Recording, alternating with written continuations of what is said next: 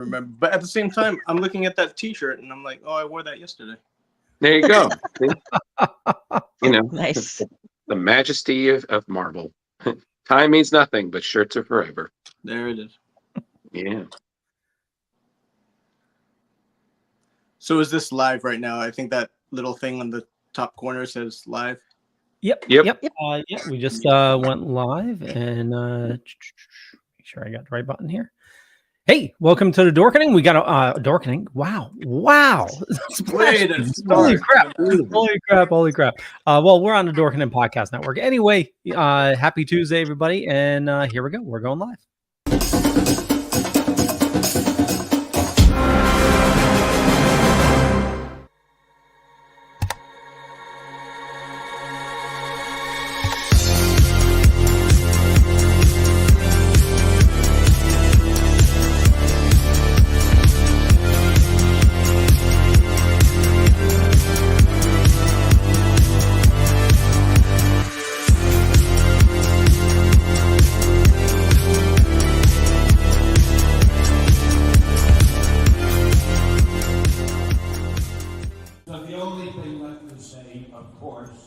Is the one obvious thing.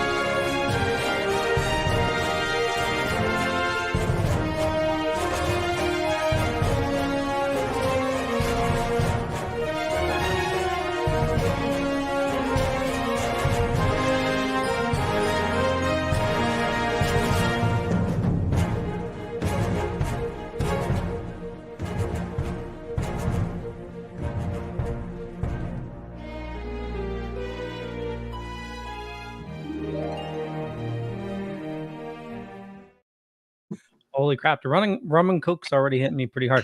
Anyway, happy Tuesday. Welcome to Splash Pages. My name's Leon, monkey behind the keyboard here. We have an amazing show scheduled for you tonight, as always. And with us, Carrie, how's it going? Hey, it's going great. Happy Tuesday, everybody. It is Splash Pages Drunk Month, I think. Something like that. So Ratatosker's got some gin. I've got some wine. We've got a great guest. What more can you ask for?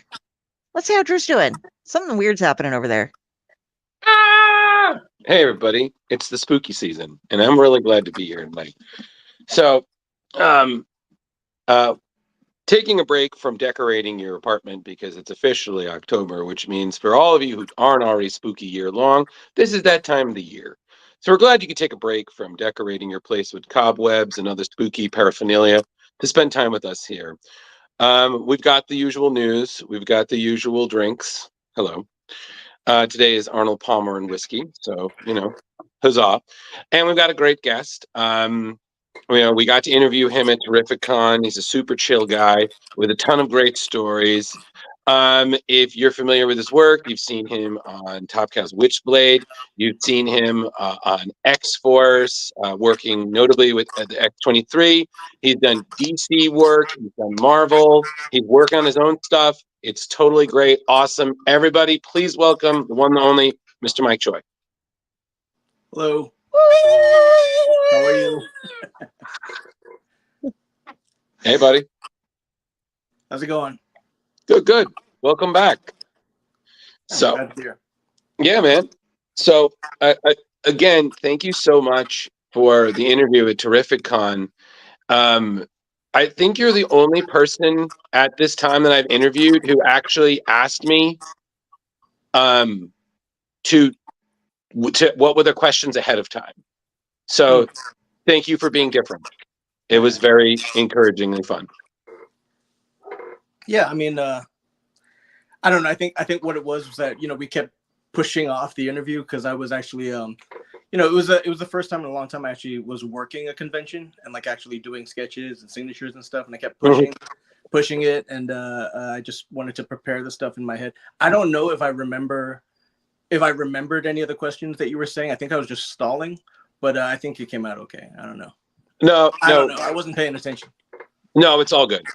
You definitely did great, man. And I think, like I said, we talked about, like I said, we talked about your X-Force work. We talked about that. Quite a few things, and I'm sure we can easily just re-elaborate here because, like you said, whatnot. But I'll let the other two who just got familiar with your work start some of those questions. I'll just sprinkle mine in. So Leo, Carrie, you want to take it away from there? Yeah. Yes, I have many questions. Oh no, you go first, Leo, because you always have to wait till the end. So No, that's okay. Talking about Terrificon, you work in the con. How did that con work for you? It worked out great. I took a long break from conventions. I really enjoyed them in the beginning of my career, but then I got super jaded.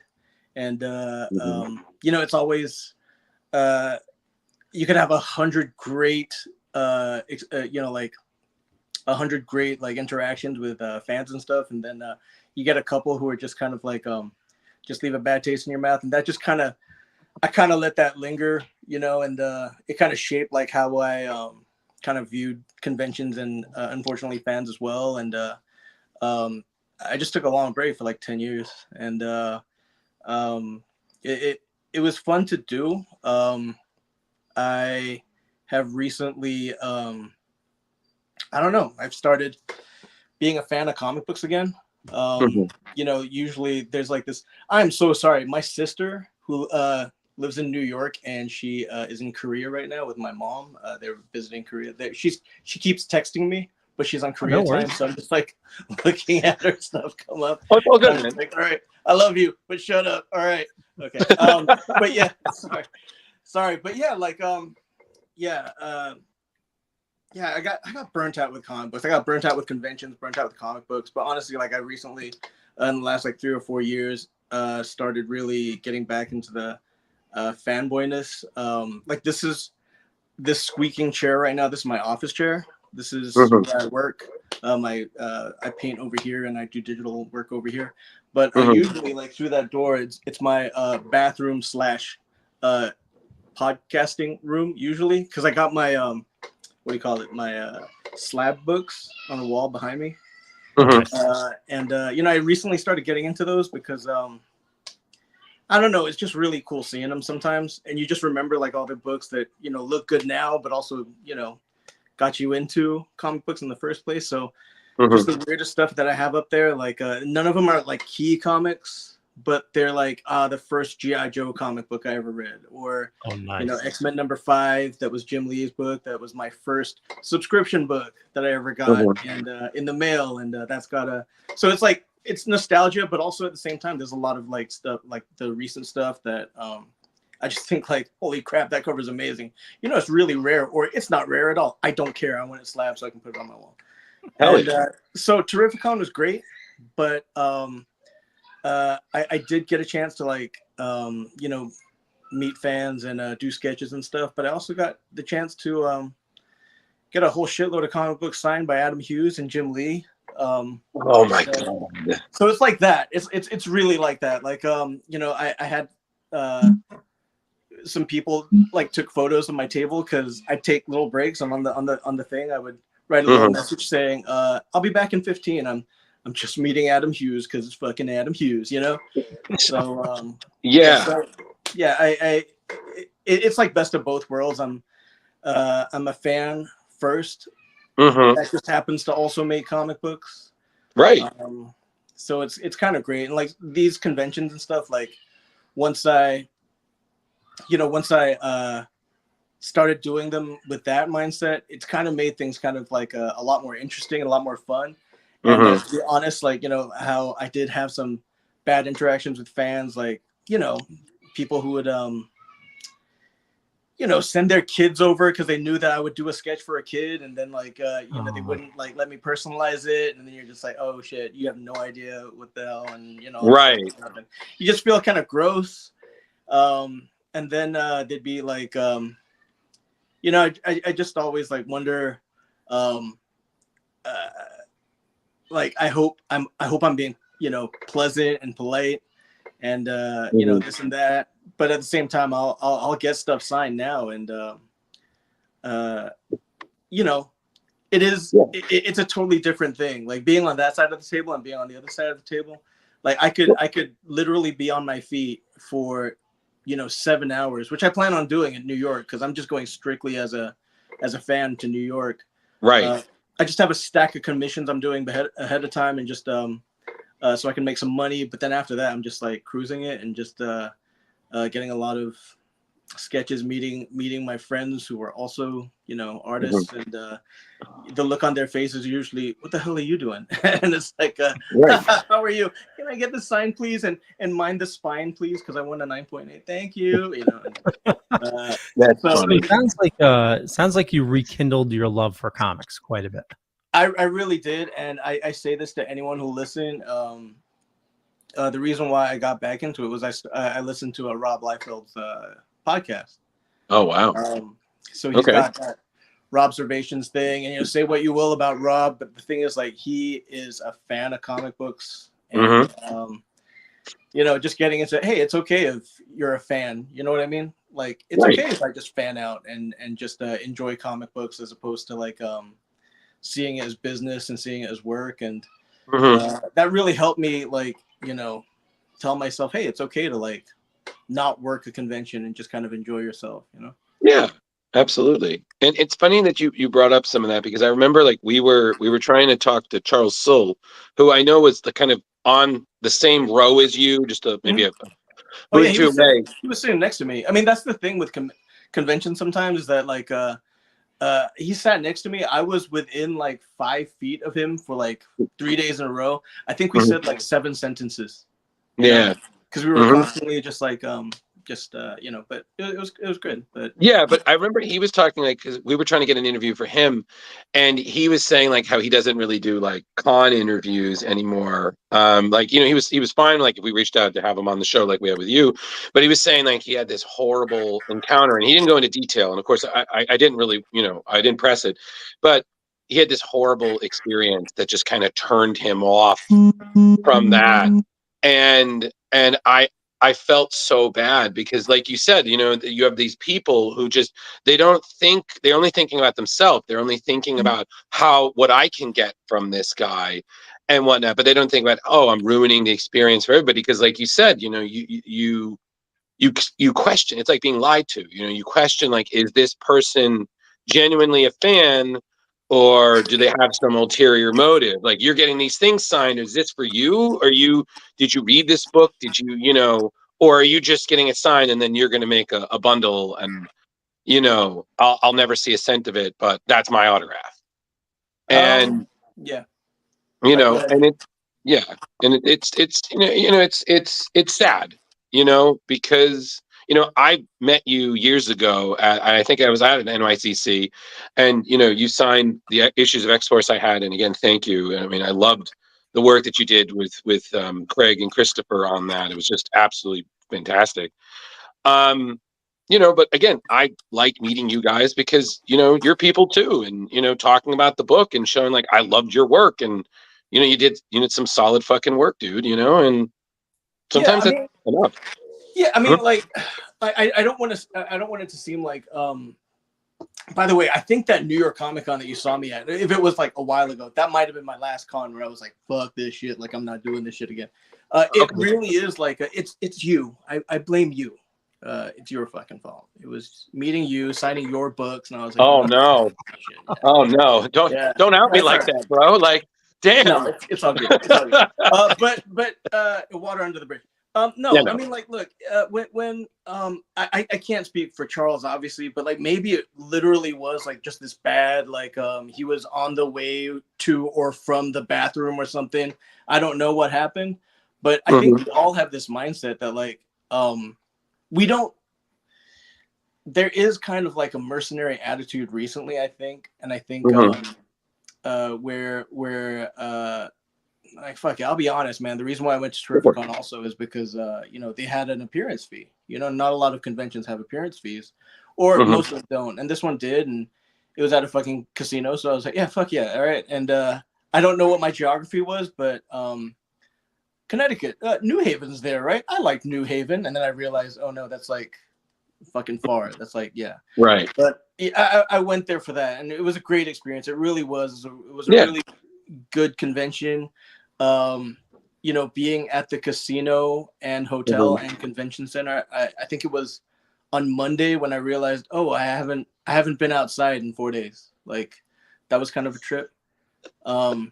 Yeah. But yeah, I don't think artists and creators and writers, I don't think we go in with this attitude of being on the defensive most of the time. I think we just assume that fans are in it for good, you know, in good faith, and we really do want to talk to fans and just see, hey, what are you liking?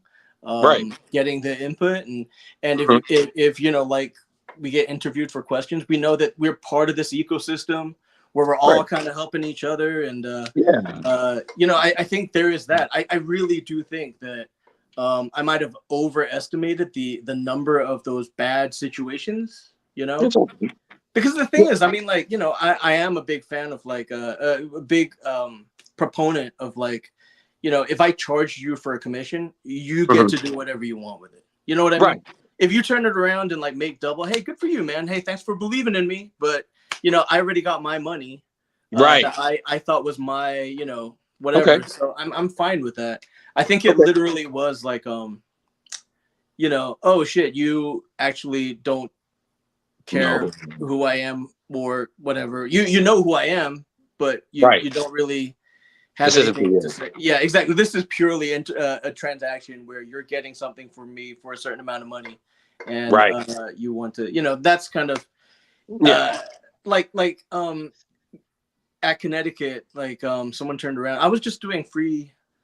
So like if you're gonna get it graded, I'll charge, because I truly believe that. I mean, as a collector myself of the slab books, if you get it signed and slabbed, it's a commodity now. I don't care if you're never gonna sell it. I'm never gonna sell mine, but it's a commodity. There's an attached dollar value to it. So I do feel okay charging for that, right? But like, let's say like you hand me a book, or literally 12 books, like an entire run, and they're all dog-eared. You've clearly read them, and you just want me to sign them. I'll sign them for free. Fuck it. I mean, like, thank you so much for reading the book. Yeah, that's you actually, like, oh, you actually think it's a good thing to meet me, and here you go, man. I'm sorry to disappoint you, but here I am. You know. So it's nice to do that. I think you do come in with that attitude. But it is just the few bad apples that just like have kind of like made it a thing that just brings a lot of anxiety, I guess. Yeah, and it's funny because I remember when we interviewed Fabian Nicieza one year, he told us a story about how it was like he was going to the bathroom at a convention, and you know, you're just doing your business in the bathroom, and a fan actually like slipped a book under the stall for him to sign, and it actually had a Sharpie attached with it, and I'm just like, are you for real? Like, I'm doing my business, and you just like, can you let me wash my hands first? Like, calm down. Like, you know, like it's one of those things. Like, I myself, like, I've been going to conventions since like 2010, and you know, I've brought like suitcases of books to get signed, and respectfully, you know, but for me, I was like, there are lines you don't cross. Like, they're people too. They deserve a lunch break and a bathroom, and like you said, like, they're fans too. Maybe they want to stand in line and meet Jim Lee or Todd McFarlane or whoever. Right. You know, like, they're owed that time. You know, they, you know, that like, some people, they just came off with this sense of entitlement. Dance, clown, dance. Come on, exactly. do it. There's absolutely that. You feel that. You feel this, like, all right, do what I want you to do, kind of, and that, you know, like, I don't want to complain. I do realize that like it's an amazing thing that I get to do. Right. And not just that, being on that side of it as a fan. Right. There are instances where like, at Terrificon, for example, like I was in the green room and then I was fighting with a piece of pizza because it wouldn't come off the thing. And I had comic books that I was trying to keep in like mint condition and dishand. And I was pulling the pizza and like I could feel someone behind me. And I was like, shit, I got to fucking like, and without putting my fingers all over it, because then that person will be like, well, I'm not going to fucking touch that. And I'm just like struggling with it. And I finally get it off and I put it on my plate and I turn around and it's Kobe Smulders. What? Yo, Robin Sparkles? Yeah, exactly. Right. And she was just the sweetest person ever. And the whole entire time, I'm just like, I'm so sorry. And like, but she was just like, what do you do? And I was just like, oh, I'm a comic book artist. And she's so sweet in terms of, oh, you guys are the ones that make all the magic happen. And I was like, oh, is that something that someone told you to say? Because it was so immediate and so just like, oh my gosh. And so nice that a part of me was just like, I don't know what to do. But yeah, I know I definitely wanted to, like I talked to her and then I was asking her if I could possibly get a selfie. And then I asked her, she asked if I could, if I asked if I could get something like signed, but not really like a photo or anything. I asked if she could do like something on a Post-it note, and she did a doodle on it. Nice. I have a collection of artwork on Post-it notes on my wall. It's like tiled. Like I have like 300. What? That's awesome, man. But like I'll actually show you. Please. Yeah, later on. But because I have a similar art wall in my apartment. Me and my partner, we used to do a thing where we would go to conventions and we would get, because we know a few artists in the industry, and we would get like commissions drawn of like favorite characters. We used to cosplay pretty heavily, so we'd get a drawing of our cosplay and we just have it on our wall, and it just became like a growing art collage over the last like 10 years. And it is just like the coolest thing to have an apartment. It's like, oh, you have this? Oh, I have these original artworks. Like, not saying your stuff isn't cool, but fuck you. Yeah, I mean that's kind of what it is. It's like it became like this small pieces, but then like encompassing one wall, it's like, a couple hundred pieces. So I'll show you in a second, like after all this. Oh, please. But I can hear my kids are outside, and I just know that something. It's all good. I don't know how they're dressed. I don't know what's going on, so I'll just wait until then. It's all good. But yeah, but I do want to show you. It would be an exclusive because I don't think I've ever shown anyone like. Oh my god, yes. I'll listen. I'll share mine with yours. We'll. Oh, I don't care. I don't want to see your artwork. Yeah, I know. Tit for tat. But well, one other thing that I wanted to bring up, and then Leo and Carrie, I'll let you take that.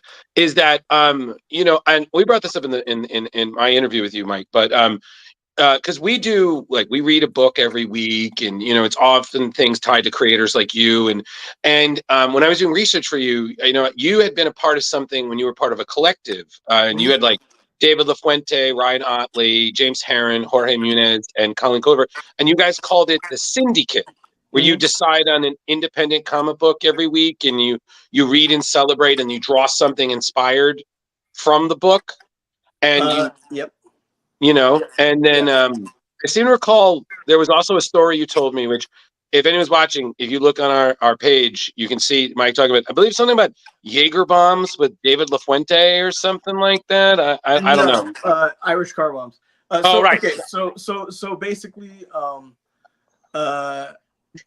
yeah. So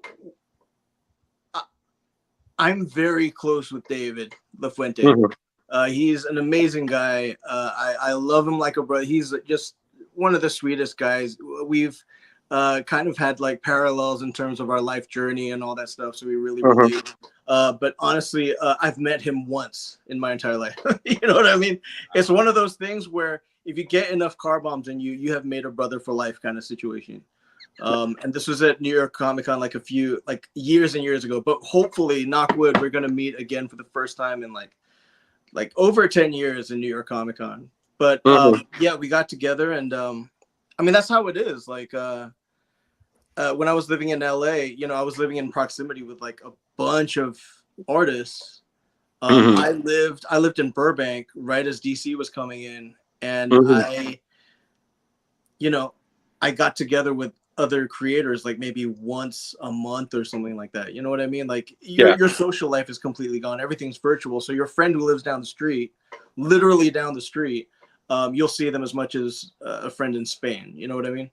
Okay. So yeah. So basically, he's just a guy I like connected with, and we had a lot of the same interests, a lot of the same gripes, you know, same complaints, and I think that's the thing that, you know, gets people together. It's not what you love, but what you fucking hate together, you know?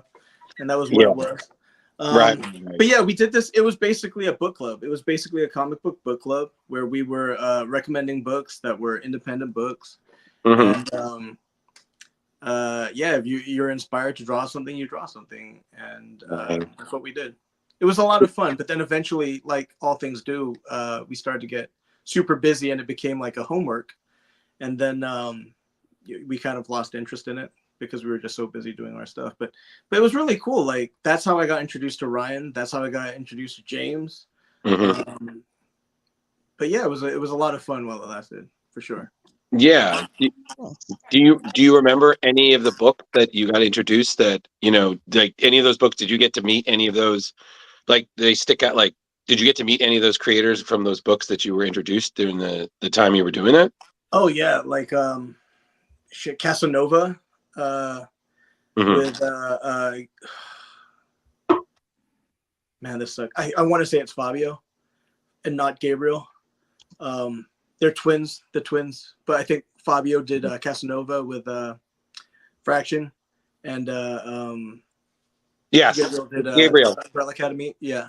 But Yep. anyway, Gabriel or Bach. maybe no. But regardless, like that book was amazing. I got to meet, well, I got to meet both brothers. Mhm. But yeah, I mean, like we did that one. Shoot, there's Mhm. another one. But yeah, there were just like a bunch of comic books that the Max was one. Mhm. Oh yeah. Yeah, I can't remember, but there were just a few books that we were just like reading for fun. But honestly, like even nowadays, when I'm reading comic books, it's always just the old shit that I've read like so many times before. It's Mhm. just like comfort food.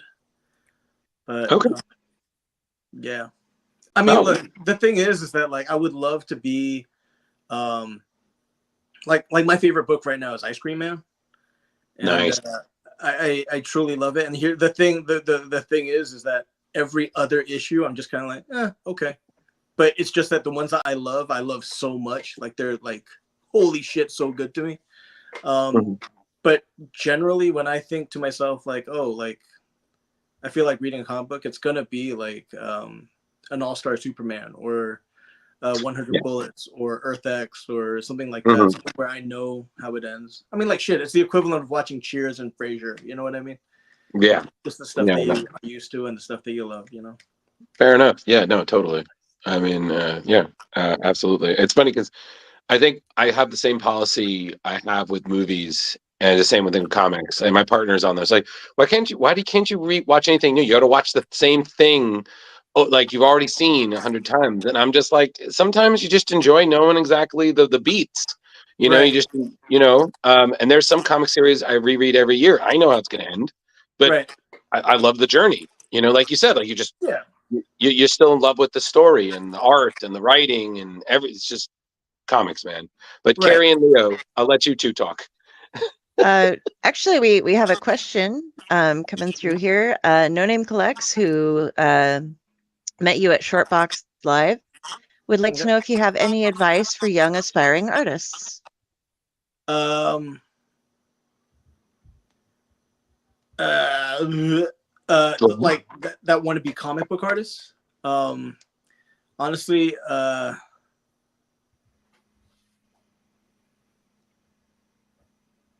draw what you love.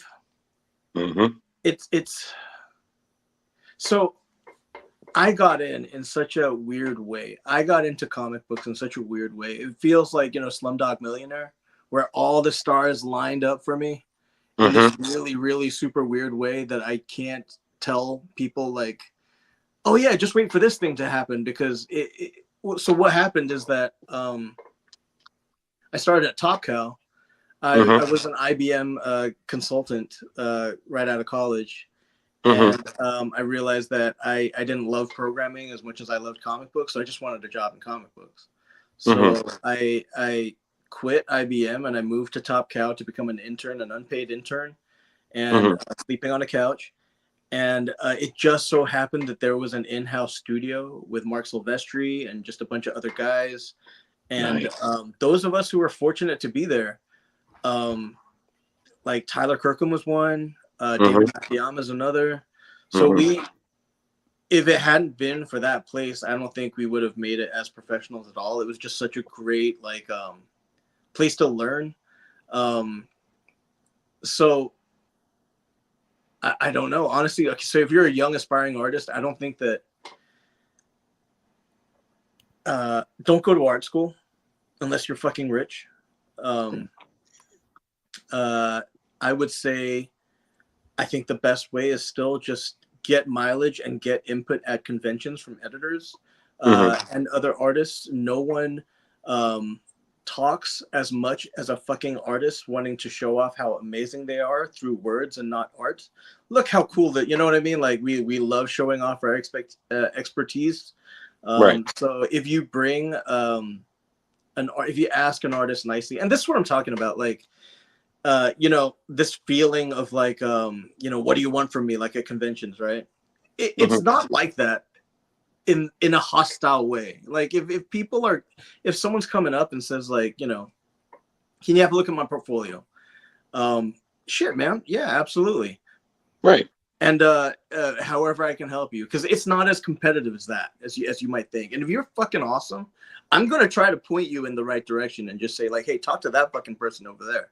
Right. You know? Because I think we all recognize how lucky we are to be here, and also we're fans of each other. You know what I mean? Because I don't know a single comic book artist that doesn't love reading comic books. So I think we come in with this, you know, this attitude of we're all in this together. So definitely show your portfolio at conventions, but definitely get the mileage in. Don't be too defensive. Please feel like anything that you draw at this stage in your career, you're okay with setting fire to it if you had to. You know what I mean? Like, don't be so married to it as like, this is the best I can do. Like, don't ever think that. Like, everything's like a process and just keep going. But yeah, I cannot, like, do not invest in art school. I do not think that, especially in comic books. Unless, I don't know. I'm not familiar with the Kubert School at all. But the only thing that I'm going off of is just the success rate and also how much it fucking costs. I don't know about the Kubert School at all, but I'm talking about like things like, you know, Art Center and, you know, just other art schools.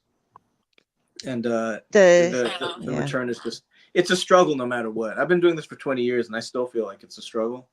I keep saying that, like, you know, breaking in is hard, but staying in is like infinitely harder, you know?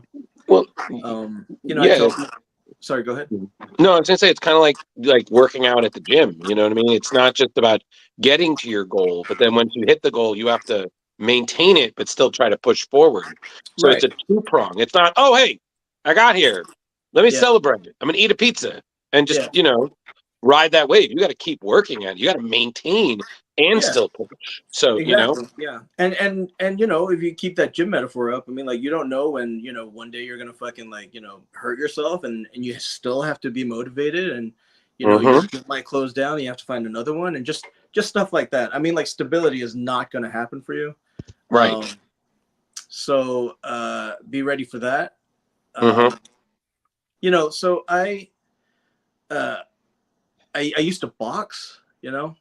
Oh, wow. And I just started going to a gym here in San Antonio, and I've been twice. And I knew right off the bat, as hard as it was to go that first time, it was that second time that was going to be harder, because I like at the boxing gym in California, I just knew like so many people who would show up, and you'd just be like, yeah, they're never going to come here again. I don't care what their attitude or the bravado was. It's like, yeah, the odds that people come back regularly are so low.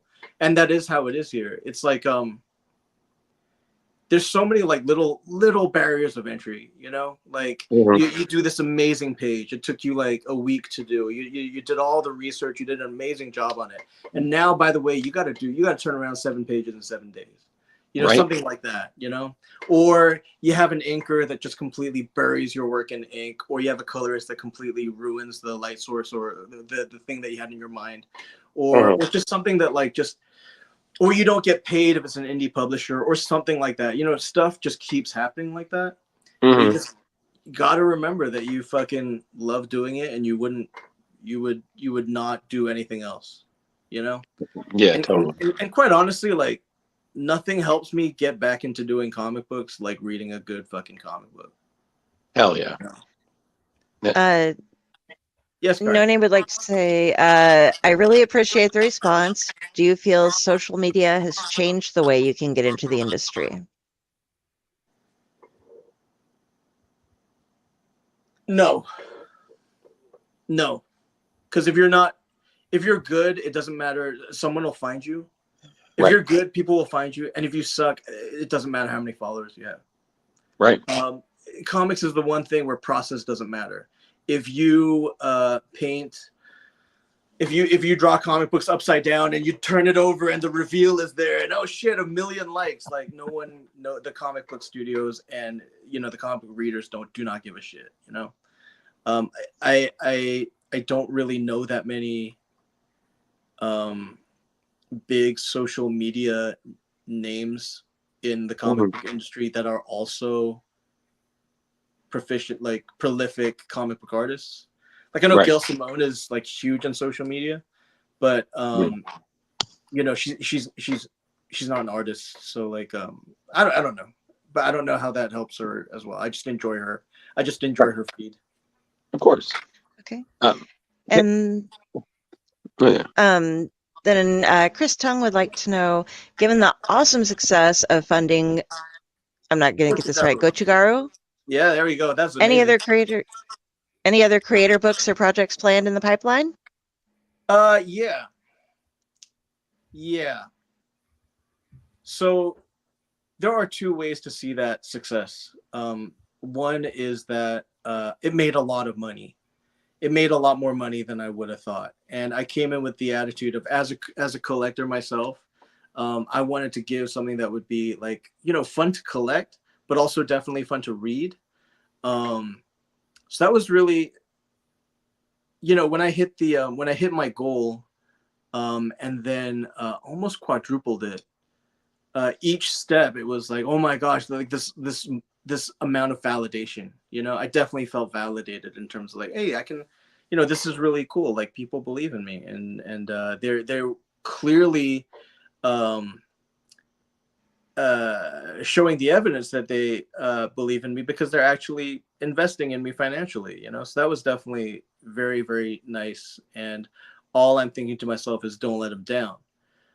That said, the number of people who backed the book was, I think, under 400. So from the standpoint of the number of eyeballs that will read the book, it's not a lot at all. So there's that aspect too. And it's that fucking question, like, would you rather be rich or famous? You know what I mean? And I realized that I'd rather people read my book for free, but a lot of them, if that makes sense. I don't know. It's this thing where it's like I feel like I'm comfortable enough in terms of like, you know, financially. I'm not rich, but I don't necessarily, you know, my kids go to public school, you know, because I went to public school, but you know, I have a minivan. I don't have expensive hobbies. Actually, that is a fucking lie. I have a very, very fucking expensive hobby, which is slabbing comic books is like my I guess pot or weed or whatever the kids call it. But my black tar heroin is original art, and I have original art that is one of those things that it freaks me out when I think about how long ago I got it, because I would just get art because I liked it. Right. And then the auction results come out of similar artwork, and it's enough that I'm like, this shouldn't be in my house. You know what I mean? Like, Yeah. This shouldn't be in my house. But like, but I usually just buy art because I really, really think it's amazing. Like I was just talking about EarthX earlier. I have a double page spread. I just bought a double page spread from EarthX. It's from the late, incredible John Paul Leon. But yeah, man, I have a cover from All Star Superman and a double page spread from All Star Superman because I love that book. Yo. It's the funeral scene where Pa Kent dies. Right. And it's the double page spread. And yeah, I have it because I really loved it. And you know, ironically, when my dad passed away, I was looking through my shit and I found it, and it's like, oh shit. You know, it's very wow, like this superhero, like this out of the world, like, you know, far-fetched like fantasy book. Still like, it's such a great book because it deals in human emotion and just like you relate to it. And I can't remember who said it, like, you know, I think it was Grant Morrison who said, you know, a Superman story still needs to be like if some fellow Kryptonians like land on Earth and you have to deal with them and their superpowers and that dynamic or whatever. You can deal with it in that sense, or you can deal with it in fucking Kal-El's relatives are in town. You know what I mean? And you have to deal with that dynamic. And the thing that allows you to relate is, I think, the thing that separates like good books and bad books. And when something like, when I see something that I'm just like, holy shit, this means something to me, then I have to have it. And it's that collector mentality. By the way, Chris, who wrote that question, if it's the Chris that I'm thinking of, he has this website called Nerdcrawler. And it's like this very, very, that's not a plug. He didn't fucking pay me or anything, but like it's where I just bought a piece from him too. I'm sorry, from his site too. But it's this site that I think, I haven't sold anything on it, but Frank Cho is on that thing all the time. Artgerm is on that thing all the time. It's just basically a place where you can, hey man, just keep it, be cool. But be cool, plug in, be cool. Yeah, but like anyway, like I come with a programmer background. I went to IBM. I have an IT degree. So like him coming in with like, I want to program this thing, I want to do this program that, like, you know, helps artists like yourself, and I'm like, oh, something that helps me, tell me about it, you know. But it's just something that's very artist friendly, where you can buy original art. And yeah, he asked that question. But yeah, like just random I have the first cover to Gotham Central. Whoa. Okay. Nice. Yeah, but that's because I love Gotham Central. Great. While you're listing them off, there are two questions that both deal with this as you're going through stuff. So, what is your Grail comic book, and what OA in your collection do you value most? So as you're giving us these, throw those answers in. The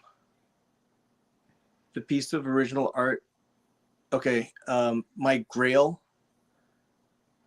would probably be, this is fucking horrible, all right, this is fucking horrible, but like, I grew up in Hong Kong until the age of 14. And they didn't have comic books there. Like, they had manga, but there was this so there's a fairy. By the way, I teach college, all right, and this is how I teach. I go all over the place, and I feel bad for my students all the time because I can't stay on a single thing. So I apologize to everyone listening. But so there's the island of Hong Kong in it, and Kowloon, which is in the mainland, and there's a ferry that goes back and forth.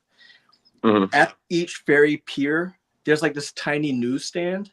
And I say this because that was the only place at the time where you can get American comic books. And the very first one I got was one of Mark Teixeira's Ghost Rider. Nice. And so that became one of the books that I really wanted, to get in like mint condition. But off of there, I got like on the back they have like subscription requests. Right. So I requested X-Men and I paid like quadruple for it. And I got 2 titles. One was X-Men and one was Namor. And the first book that came in the mail was Namor X-Men number 5. It's the Omega Red and Wolverine one. Okay. That's probably my grail. And that's and I know it's not worth a lot, but for example, I just got it signed at Connecticut by Jim. And nice. If it comes back a 9.8, that would be officially my grail. If it comes back a 9.6, it's completely invisible to me. But what's crazy is that like when I think about it too much, it's fucking insane because I am a huge fan of comic books. I cannot believe I do this for a living. But LA Comic-Con last year, I spent 2 hours just shooting the shit with March Teixeira. That's just awesome. Talking about painting and how we're both like kind of like we've been drawing for a little bit, but we're both kind of getting into painting and like we're still discovering it and like we're just talking shop and you peel yourself from that and you're just like, oh shit, that's Mark Teixeira. And like Jay Lee did the issue of Namor. Right. And like it's one of those things where I gotten friendly with Jay. He's a great guy. When I was going through through a divorce, I went to Vegas and I hung out with him and him and June, like they took me out and they were just very, very sweet, listening to me talk and vent. And so I just like think of him and June as like, oh my God, they're like just amazing people.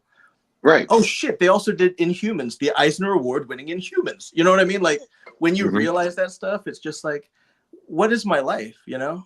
And then like at Terrificon, I bought the pack of like, you know, getting three signatures from Jim Lee, and I signed up for it and I got my ticket and everything. And you know, I told everyone I gotta go. I think it will take about an hour. So I gotta go. I will see you back here for signatures or whatever in about an hour. Okay, so please bear with me. Thank you so much. And everyone was so sweet. They were like, yeah, sure, do your thing. And I went and my ticket said session 6 and they were still doing section 5. And the line was ridiculous. Right. And I was like, oh shit. So I went to the front and I said, excuse me, is section 5, I know everyone here is section 5. Is section 6 about to start soon? And the people running it just pulled me out because they knew who I was. And they were just like, hey, just go. And then Jim is obviously just like, hey, Mike, what are you doing here? And because again, it's one of those weird things where I think it's totally fine to buy a ticket to meet Jim Lee because he's Jim Lee. Right. But at San Diego Comic-Con, I was having dinner at the bar by myself at Lionfish and because they have really great they have this pasta dish that's fucking amazing. I like save up money just to eat there, but like it's so good. But someone tapped me on the shoulder as I'm sitting at the bar and it's Jim and he goes, hey man, what are you doing here? And I'm like, I'm just eating. And he goes, do you want to join me for drinks in a little bit, just me and some family? And I was like, yeah man, sure. And then I take my sweet time eating because I fucking enjoy this once a year. And then I say, hey Jim, what's up?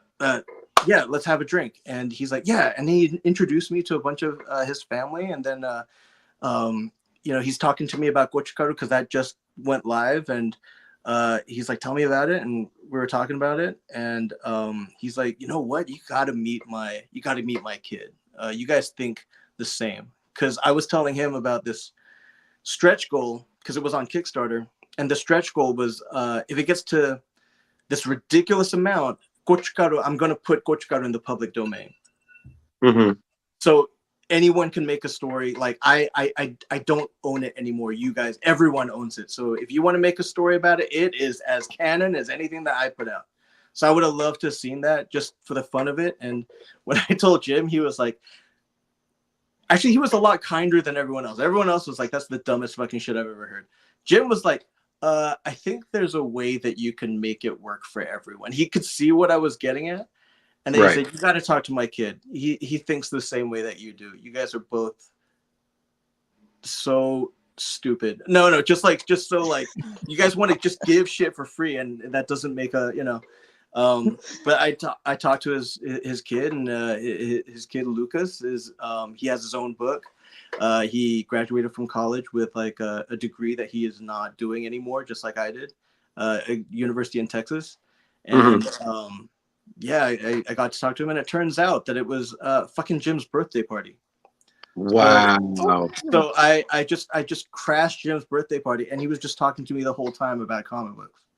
Meanwhile, his family's like, loving each other and just like, taking pictures and selfies and stuff. And he's just telling me about the most recent heritage auction and that kind of stuff. So, wow. And then, but that's the thing. It's like, I talk to him and I talk about that stuff. Rob Liefeld just texted me earlier through DM, but I'm still going to wait in his line and be like, no, I'm just fucking waiting in line because I want to meet you as a fan, not as a, you know what I mean? It just makes sense in my brain. Like people are like, what the fuck are you doing? But I don't know. I like it. You're just a dude, man. He's a dude. You're a dude. We're all dudes, we're people, But I think that's the thing. It's like, if I wasn't, I don't know, man, it helps me put everything in the right context. I think I like right in front of me. I can't show it to you, but on my easel, I'm doing a Transformers painting. And, man, Leo, calm down, Leo. Leo's a big Transformers fan, so I can't tell you who it is. But it's Skybound. It's for Skybound, and it's one of those things where it's like, oh shit, so my kid's middle name is Megatron. No way. Yeah, really? So like, that's awesome. So it's one of those just things where it's like, wow, how do I get to do this for a living? You know what I mean? But that is awesome. And Skybound's doing a great job with Transformers. I'm glad they have the license now. So here's the problem is that I keep hearing this amazing stuff, but I think that's the thing, like going back to like, I keep reading these old comic books and I don't think it's because I think that the most recent comic books are shit. It's because, oh man, it's such an investment of my time. And I can't just like, in my brain, when I finally get to reading DWJ's Transformers, I'm going to really focus on it, really pay attention. But I just have never gotten to that point, Like, 100 Bullets is, my most valuable piece of original art to me would probably be, do y'all know 100 Bullets? Yeah. Yep. Okay. So when I think 100 Bullets was like a third of the way into its run being released. And I commissioned Eduardo Riso for all the Minutemen. Wow. But the thing is, they hadn't all been introduced yet. You know what I mean? So for a while, I had this original piece of art where you didn't know who 3 of the people were. And seeing them like be revealed in the book in real time, like that was such an amazing trip. That was something that I knew I was lucky to see. So yeah, that one, it would probably be it. Wow. Like I'm not talking like monetary because like monetary it probably would be that All-Star Superman cover. But yeah, I mean everything's like everything, bless you. Everything's like sentimental value. I mean that's really it. Yeah. Wow. Brian Azzarello accused Ratatosker of stealing his wallet when we were in an interview. Gary, you tell him. Oh, we interviewed Brian Azzarello, and he was very suspicious of Ratatosker, and at the end of the interview, he accused him of stealing his wallet. Well, I think it's just that face. I guess it's cute, but also you can't trust it 100%. Oh, and it's the not talking that's kind of suspicious. I think that's what it is. By the way, so my kid's full name, my older kid's full name is Wiley Megatron, and Wiley is after Wiley Times from 100 Bullets. Nice. So telling Brian that, he was just like, why? So that was kind of, that sounds like him. Yeah. What would you do that for? I know. Like, don't you love your child? Yeah, no. One of my friends, he's a big Justified fan, so his son is named Raylan after the main character by Timothy Oliphant. Right. And the second I heard it, I was like, of course his name is Raylan. Like, Nice. you just couldn't help yourself. But So yeah. we're like we're probably just gonna stay with the two boys. We got two kids, Wiley and Ollie. Ollie's middle name is Tyrannosaurus. But if we'd had girls, we're not gonna have any, so I can say the names, but it would have been Maverick and Domino. So yeah. Anyway, I don't know. Genius. Yeah. So yeah, I think what it is, like when people love comic book, this, I've seen a lot of Logans. A lot of Bruce. Yeah. Carrie, you had a question about. Well, you had two questions, and I think one of them was about a page, right? In his X-Force. I had a stream of it was X-23.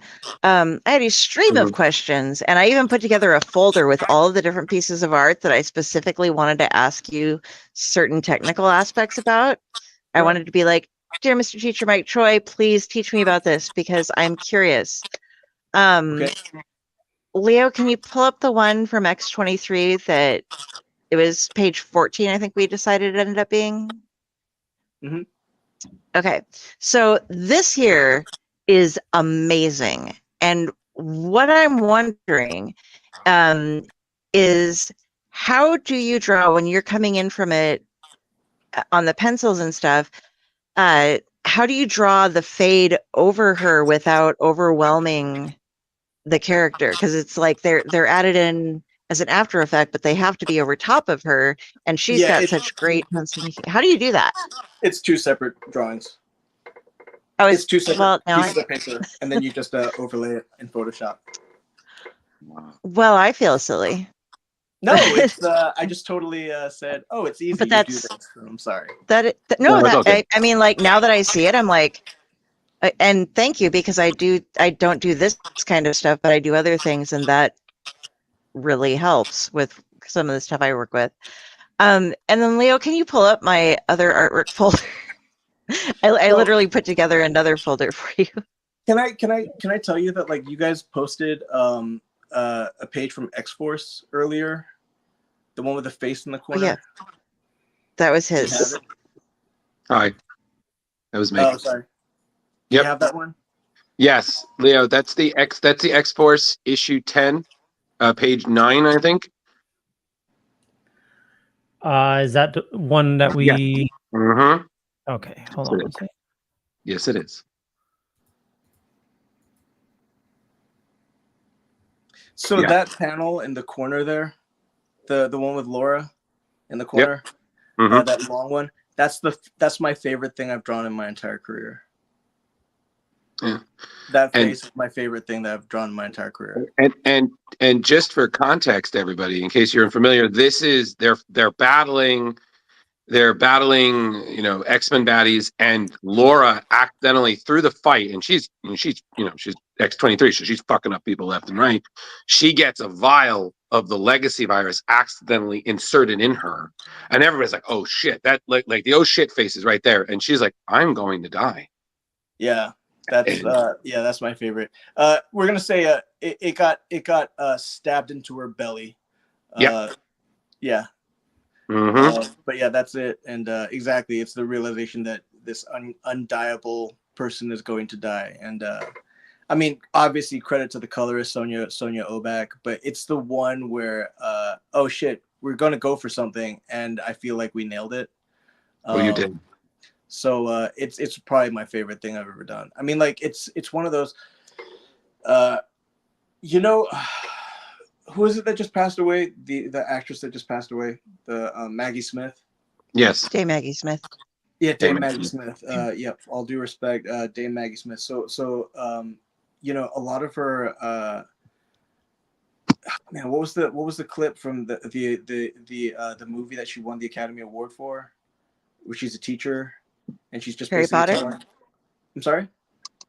Was it a Harry not Potter Harry thing? Potter. No. Oh yeah, she was a teacher in that okay. one too. No. It's an Sorry, older movie from the 60s.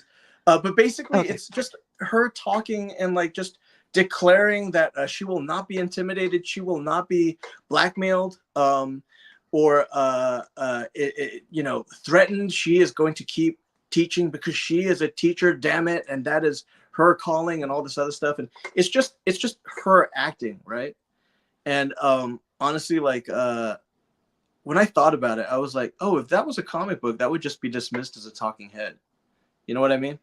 Mm-hmm. So like I don't know. I feel like my favorite things to do are those weird acting scenes where you have to get that face to look just right, and that's my favorite thing to do. Like the big action shots. I feel like that's a lot of logistics, but it's the acting ones that are rough. Well, I think the other thing that's Hold also on, Drew.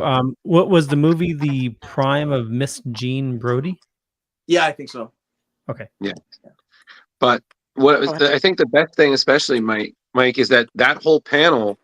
You like someone, Craig and Christopher, you're the co-writers of X-Force. They could have said anything, but it was just they were like, nope, it's gonna be a quiet panel, and your expression, it says volumes. Like you don't need words. Words would just kind of dilute the moment, the realization on her face, just how you drew it, everything. It says all of that, and that is just thank you. Phenomenal, man. I mean, like you said, and there's a lot going on, in that issue. They're fighting robots, and there's just a lot of gore and killing and X-Force-ness, and bam, just that moment, it's just wow. And you and Sonia just are perfect for each other when it comes, because I've seen you coloring some of your own stuff, and you're very much the same in how it works. So it's like she just knows exactly where to hop on with where you set her up, Yeah, I mean, like I came out of Top Cow, and Top Cow was very famous for like a very specific kind of art style. It was Mark Silvestri-esque, like heavy cross hatching and big, bold Mike Mignola shadows. Mark was very influenced by Mike, and that was like the style. Dave Finch came out of Top Cow. I mean, he's got the big cross hatching as well. Mike Turner did as well, and everyone loved that stuff. But Sonia came in with like this very. She was influenced by a lot of the Korean digital painters and Japanese digital painters, but definitely the Korean ones. And we kind of like asked, what if I just leave it all blank? And basically, let's just say the light source is over here, and let's put a rim light. I mean, she took care of the rim light a lot of times, but I was just like, oh, it's daytime and the light source is here.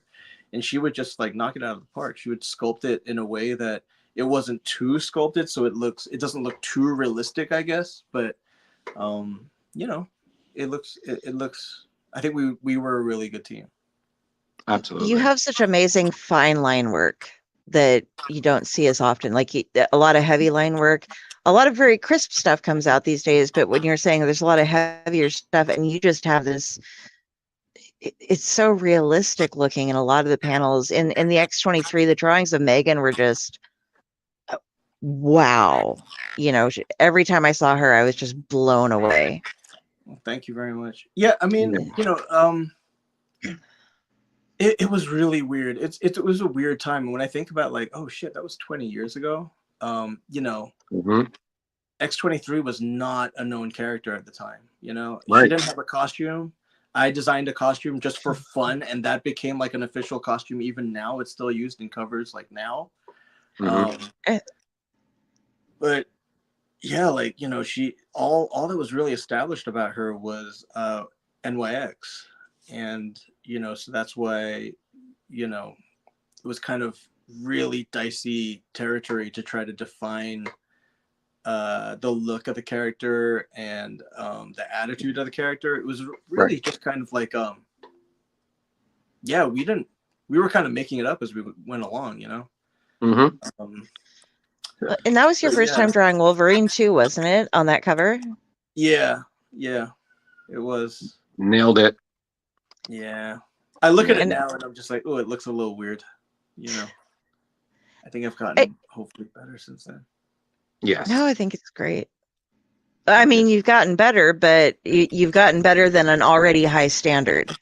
As Oh, far thank as you. what I've set for you from, it's like, okay, well, there's my stick figures. There's a lot of other people's really good art.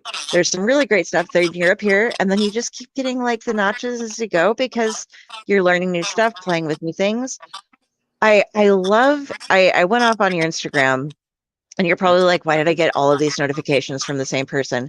But I was looking at your original artwork stuff there, and I really love what you're doing. Are most of the paints that you were? I know you were working with like some charcoal and doing other stuff, but this is, by the way, yeah, and we are 18 plus, so there's a bit of nudity. I grabbed a couple of examples from this for a closer look, but like it was this done. How do you get these textures and all of this? It's was Um, that one of the? It's it just it's so brilliant. it's well, it's all acrylic, so Oh, it's just like daubs of paint, and you just like so that this one was that was yeah, the carnage was done at a convention yeah. where it was man. So the organizers of the convention in Dallas, I want to say, was it Dallas? I think it was Dallas. Was basically like, hey, do you want to come to this bar? It's free drinks. So I was like, yeah, sure, let's go. And I go in, and they have these easels set up, and all of them are taken with artists who are just painting. And they said, oh, this is your spot. And I was like, what do you mean this is my spot? And it's like, oh, you're just going to make a painting for an auction. And I was like, oh shit, I don't have anything. And I'm wearing white clothes and I don't want to get anything dirty. But it looked fun. So I just borrowed a bunch of Ben Templesmith's paints, and I just dripped it on the canvas. And it looked like shit for like the longest time. But once I found the black, because they didn't have black for the longest time. Like once I had the black, that's when oh shit, I could just do this and this, and it came together. But yeah, that was just all just like made up as it went along. And that's kind of how it is. Like even the black and white ones, it really is just like put things together until it looks like something. Okay. Yeah. It's the I opposite of the line stuff. You know, like when you talk about the line stuff, like I'm just like in there just drawing each line like meticulously, and if it's in the wrong spot, it's wrong. Whereas these paintings are just kind of like, hey, if it looks cool, it's cool, you know, and just that and Totally. two sides of the brain, I guess. no, the saber tooth in the next one, that was done at Terrificon. What materials do you bring for your like con kit for doing commissions? Like you just bring everything? I think this one is I literally had 4 colors of acrylic that I was going to experiment with something else. That was an accident. Like there's no black in there. You know, like even the dark spots is like umber and purple. I don't know. But like it's all earth colors, and someone asked for a saber tooth, and I was like, well, that's all right, because it's not like if you asked for Mystique, I wouldn't be able to do it, you know? Mhm. But I just put it all together, and it looked all right, and he was like, okay, cool. Yeah. So Right. I sometimes bring paint, but honestly, like this is just a bunch of these big pencils. Like every hotel has ballpoint. I mean, sorry, not big pens, ballpoint pens.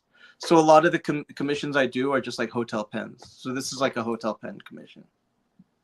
All right, and this was one of the remarks where you'd mentioned like you started doing those, and then people were obviously like you were getting behind because you were just initially doing the doodle to give to people, and that one and you saw that people were turning around and starting to sell them, I think. Mm-hmm.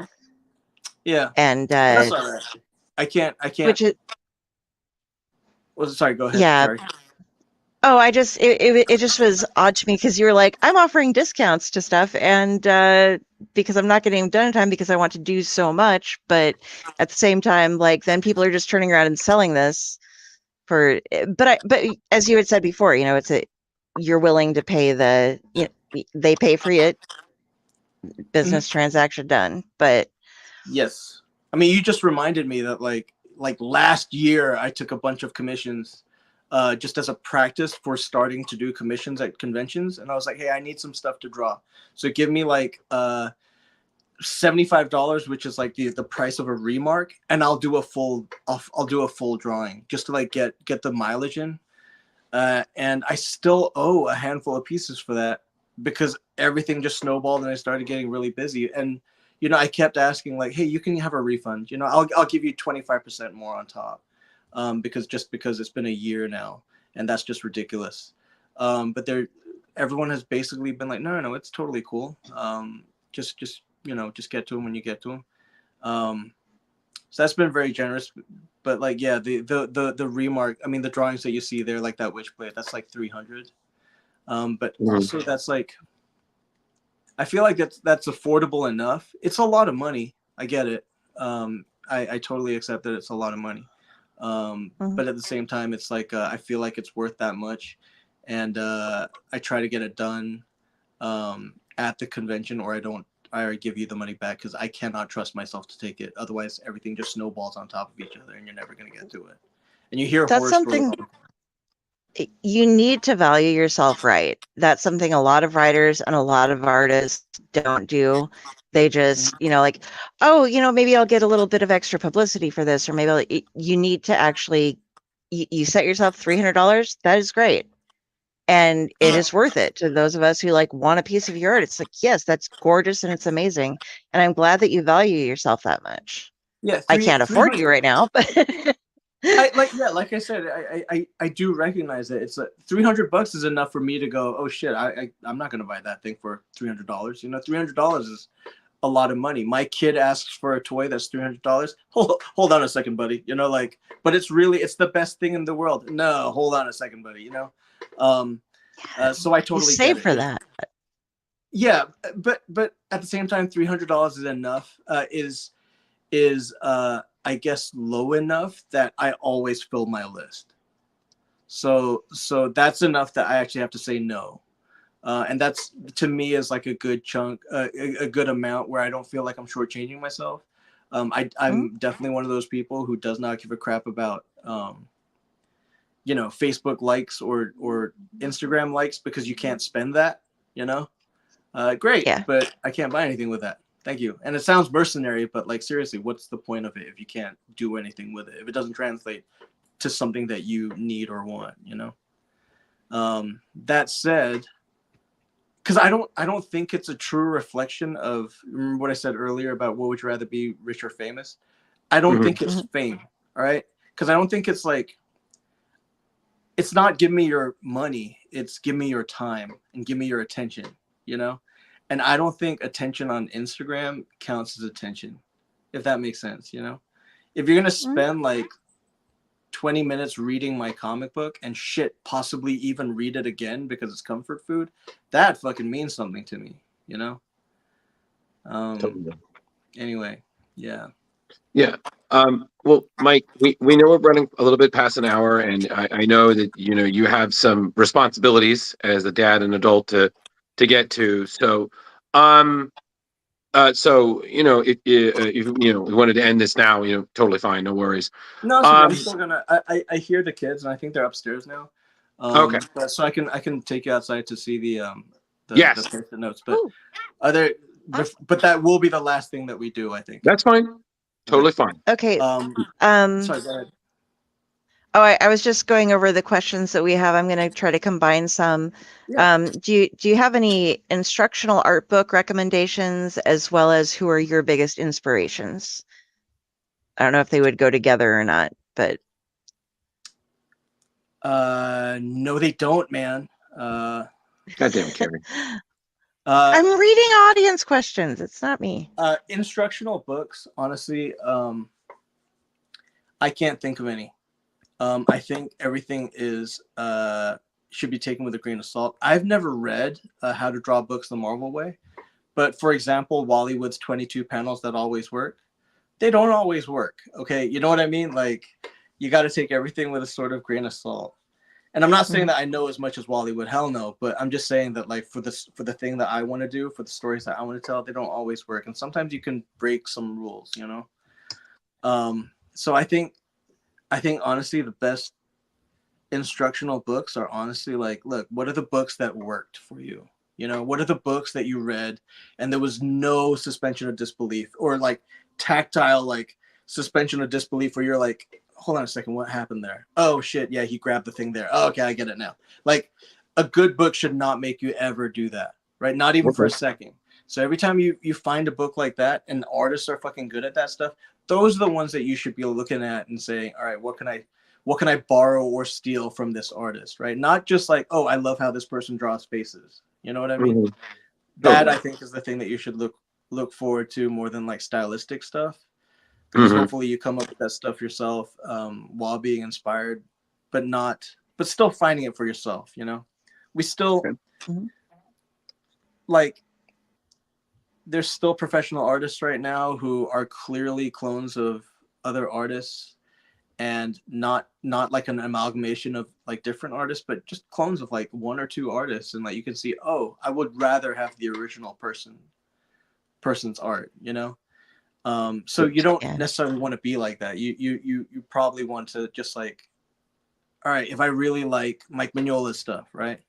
Why do I like it? I'm not gonna fucking go in there and just like do all the ciphers that he does, but oh shit, like his storytelling is absolutely amazing. I genuinely think it's on par with like fucking, you know, he's like this is gonna sound really douchey, but fuck it, I don't care.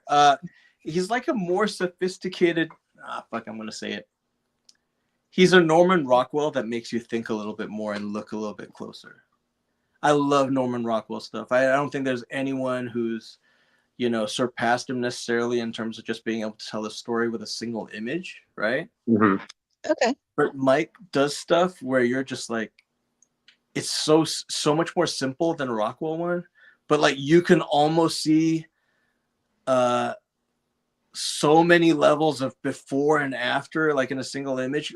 Rockwell does it too, obviously, but like Mike does it so well where you're just like, oh shit, I can smell this fucking location that he's done. You know what I mean? Like that's just, so how does he do it? Steal that. Don't just like steal how he draws a skull. You know what I mean?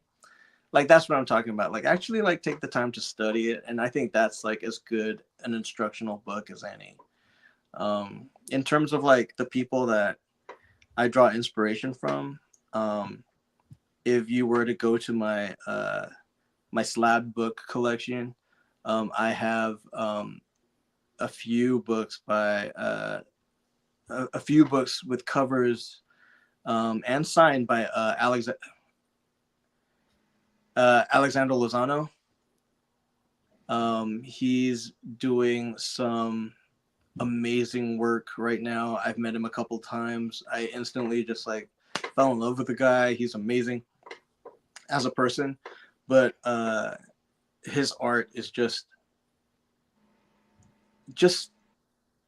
like, it's like everything is just stretched out and just a little bit where this shouldn't be like the qualifier, but no AI could do this. You know what I mean? Because AI, it doesn't learn. It just borrows. It takes the aesthetics of things that are have generated positive responses and amalgamates them into an image, right? This shit hasn't been done like this quite before. That's why it's like this new thing, and it hits this, it scratches this itch that you never thought you had before. That's Lozano's work. Olivier did that for a long time, and he still does, obviously. But yeah, he's my new, like, oh my god, like that's amazing. Like I took a photo of my slab wall, and I was like, you know, this is my slab walls. I'm a collector too. And Alex wrote, oh shit, I only have 3 books, but Jim Lee has 4. And we weren't tagging anybody, right? He just looked at my shit. And then Jim fucking comes in and goes like, oh shit, I only have 4 and you call yourself a fan? And that's one of those moments where you're just like, what the hell is my life, man? You know? I love your life. Yeah, it's insane. It really is just like, you know, Total Recall, right? Have you seen Total Recall? Of course. it's like fucking Total Recall. You know how like he picks like these things that he wants to do, like I want to stay at this 5-star hotel at the Hilton, and like I want to meet this person, and I want to see these sites and stuff. That's what my life is like. But because I'm chased by like these secret agents, I don't get to enjoy any of it. And for me, the secret agents is deadlines. But it is kind of weird, like objectively, when you're just like, holy shit, I get to paint like, you know, this Transformer, and then I get to do an X-23 cover, which I probably shouldn't have shared, but I'm doing an X-23 cover before I go to New York. And you know, yeah, man, my life is fucking crazy, man. indeed, That's gonna be indeed. So let's see that post-it wall. Yeah, is there any other questions? We good? I don't know. I don't think so. I think we're. Well, I mean, like, we'll have to have you on so we can actually ask you questions, because we had a really committed audience asking questions. So, you know, I think one of the questions was about like, am I gonna do what is it, crowdfunding again? I probably will, because Gochugaru in my brain, if it was funded, has room for 2 sequels. And I know, but they're loose. They're clearly one shots, you know. But it's 2 sequels, and the only explanation I'll give is that Boy Genius has 3 members, and that's the only reason why there's 3. I don't know if you know who Boy Genius is. It's a band. But anyway, I probably would, but I'm talking to I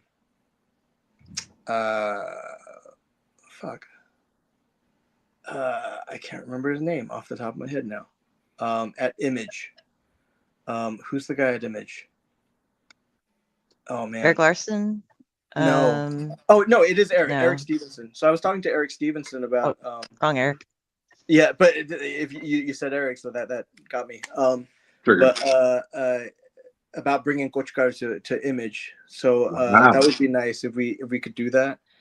Because that would get people reading it. And you know, I asked you know, people who the backers of Gochugaru, like, would you feel like shortchanged if you supported this book and then it became mainstream, or like, you know, you could find it in a comic book store? And everyone's been super supportive of like, yeah, man, if it's, you know, if more eyeballs see it, then that would be great. But at the same time, I am kind of very, very conscious of the fact that like I'm charging $20 for a signed book, and I don't want it to seem like I paid $20. So I just was very much like, every book is going to be limited.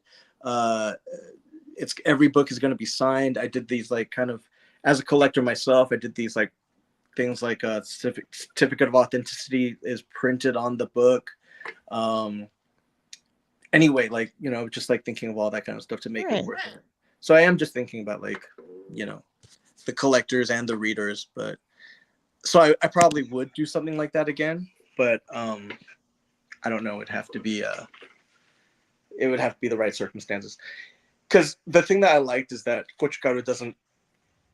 I never needed approval for it, you know. So that was kind of nice. Anyway, so those are my paintings. Very nice. Love your wall. I've never sold any paintings because I've never had to. But yeah. Okay, hold on one second. Let me see if I can. I don't know if I can switch. You're like a musician with a guitar. I never sold my paintings because I didn't have. I pawned one once, but I got it back. Oh yeah, Billy Corgan did that. And that was the Gish one. So that right there is like some trading cards. Oh man, Dikembe Mutombo just passed away. Yeah, buddy. Are you doing your? I am. I'll be done in about 20 minutes. Okay, buddy. Do you want? Oh, not 20 minutes. Like 5 minutes. 5 minutes. 30 seconds. Yeah, 30 seconds. 30 seconds. Right, so yeah, that's original art from Mark Silvestri. It was a gift from my time there. Oh, okay. Hold. Whoa. Okay. Sorry, I got Okay. I'll be right up. Hey, buddy. Oh my God. Okay, so look. you look amazing. That looks amazing, buddy. Yeah, man. How's my haircut look? It looks amazing, buddy. You look really good, dude. Wow, man. So Holy. the highlights, like that's Jim Lee's Wonder Woman, Dave Johnson, Matt Groening. Yeah. Jeff Deckel, another Jim, Mm-hmm. Humberto Ramos. So Right. what happened was like, when we first got this done, like this was just empty space, and now it's just toys. There you go. That's what happens. Yeah, James man. Jean, James Jean, James Jean, James Jean, James Jean, Aaron Weisenfeld, Nice. Adi Granov. Mm-hmm. Wow. Yeah, Kofi Minga, Dave Mack, Wow. Tula Lote, Mike- Scott Campbell up there. yeah. And, he saw that he did that, and he's like, "I'll do you another one." He will never do me another one. No. A liar. Chrissy Zullo. Wow. This is Jeff amazing. Kelly, another Matt Greening, Bart Simpson. God damn, man. Tron Wynn. I swear to God, if you have a Bruce Timm, I'm gonna lose my mind. Like, I do have a Bruce Timm, but Oh it's my- not. Oh, you just killed Drew. It's not hung up. So I have like Kent Williams. Mhm. I have a few really like just amazing ones that are just like I need to hang up, but Bruce is one of them. Yeah, Dave McKean's another one that I have to hang up. But yeah, there's a lot of them. But yeah, this is basically Yeah. good God, man, that is beautiful. So, yeah. That's amazing. Gold, Audrey so many Kawasaki, gold. Gary Baseman. Right. So we Wow. go Tarada. God. Yeah, just a lot of cool ones. Leo, I think this is like one of the best ways to end the show, like ever. Like, just create nerd envy across the internet. You know? Yeah, it is. But well, on that note, Mike, thank you so much for taking the time, man. Just everything was just fantastic. The stories and obviously, if you have another crowdfunding project or links to any new works, send it to us. We'll gladly promote it on our page. And every little bit helps and stuff. But and in the end, if there's any new projects coming on, let us know. We'd more than glad to have you back on the show. But thank you again, man, for taking the time. So much. You know what? Hold on a second. If we're gonna hold on. This is I'm excited about this. We're going in a dark room. Adi Oh Grana. no. Hold on. Traveling in Mike Choi's world. So this is the bedroom. It is a mess. Jay Medusa, he did like just as a friend. Right. Early death. Nice. Juanjo Gardino. Mhm. These are Alex Ross designs for the X-Men. What? So Jean Grey. So remember how I said like, yeah, this is my Black Tar heroine. Yeah, no, I'm seeing it. Mhm. Okay. So Iceman. Right. These were legit my first purchases when at IBM. So when I was a big comic book fan, but like yeah. Anyway. Let's see. Oh boy. I'm gonna need some water. I'm overheating. This is just the envy is so real, man. They definitely belong in the bedroom. This is Sorry. yes. So like that's actually that's on my comic. And there's Wow, look at that. Hold on a second. That's Laniel Hughes when he did what? But that's the Minuteman piece. Wow. Oh my dude. And my fucking kid put a sticker on it. Now it's perfect. Oh no. Priceless. Yeah. But yeah, 3 of the characters had not been revealed yet when he drew that.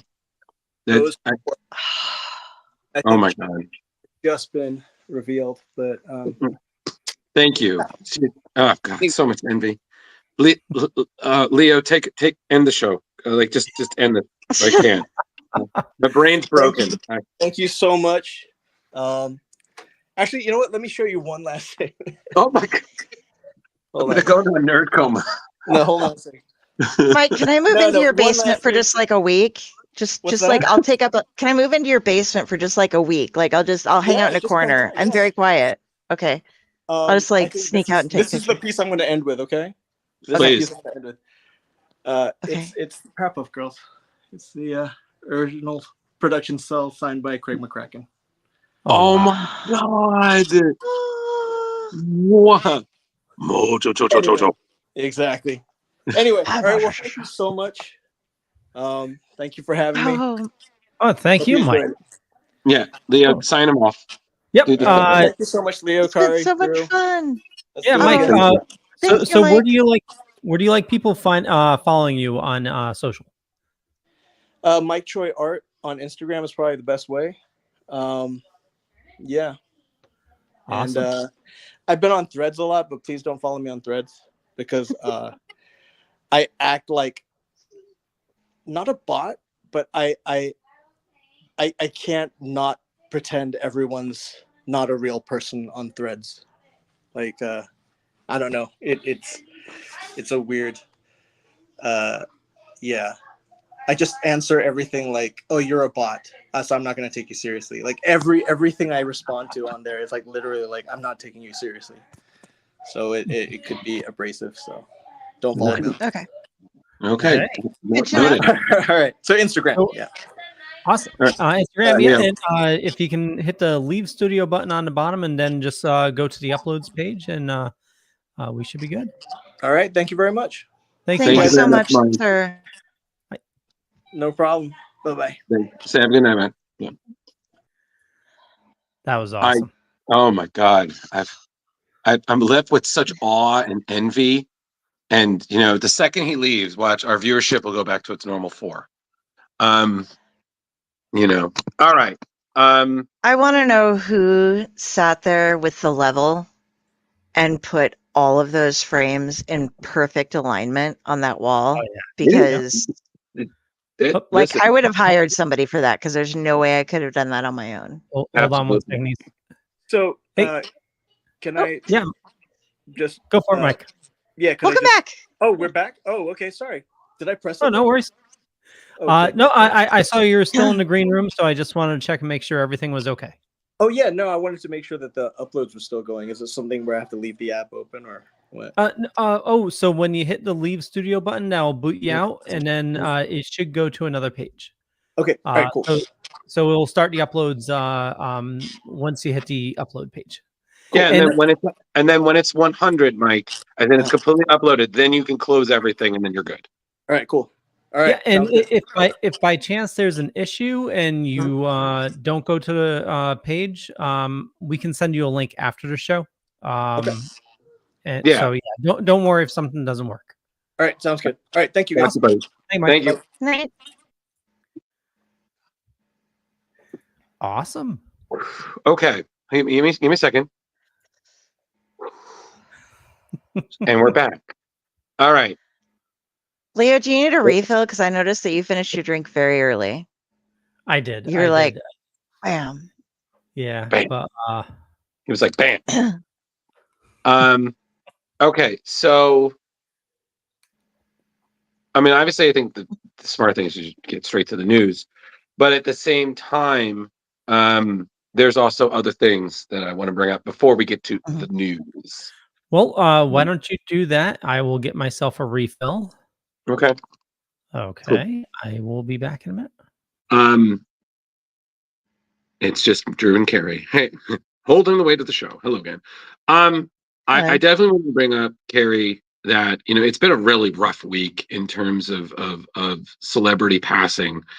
I feel like almost every day we hear of somebody. I feel like the beginning was we lost the great Dame Maggie Smith, who I always feel like I love those generational actors because you can always tell certain people because everybody's different. Like certain younger audiences will remember her as Minerva McGonagall in Harry Potter. Some of the people will remember like her earlier work, like the movie that Mike quoted, where she's a teacher. God, what was it? What was it? It wasn't the. It wasn't. But you know what I'm thinking? It wasn't the Carol Burnett show, but it was the. God, what was that movie? Brody. You know what I'm thinking of? I'm not good with movies, but she passed on, like, she had the ability to project sternness, but also very sassy and snarkiness, Mhm. and she could combine those in the right ways to be just some of Absolutely. the best And perfect then, characters. well, yeah, and then she had other characters that were like She that. was never a fainting Right. femme, She was you always, know. yeah.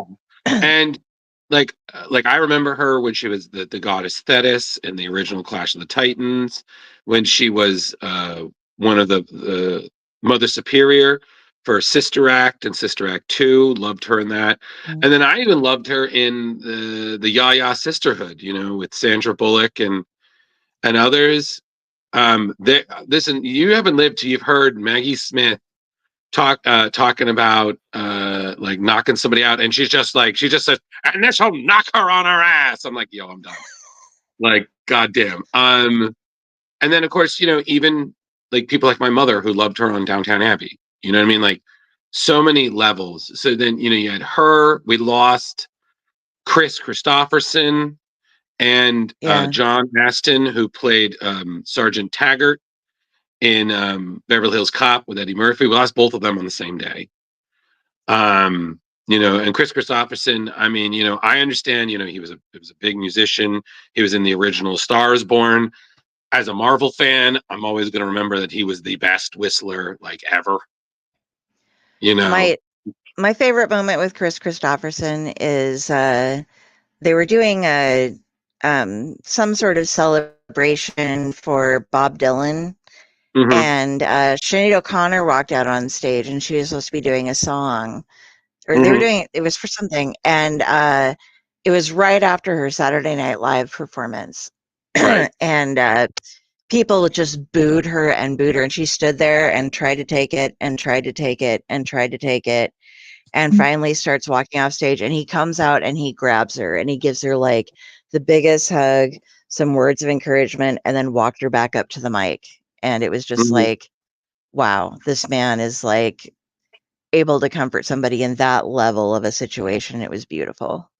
Yeah. And And then, everything he wrote and his acting and stuff too, but as a yeah. human being, yeah, he's just amazing. Well, yeah. He I mean, was. you had him, and then I know for any of our sports television, you know, Pete Rose passed away.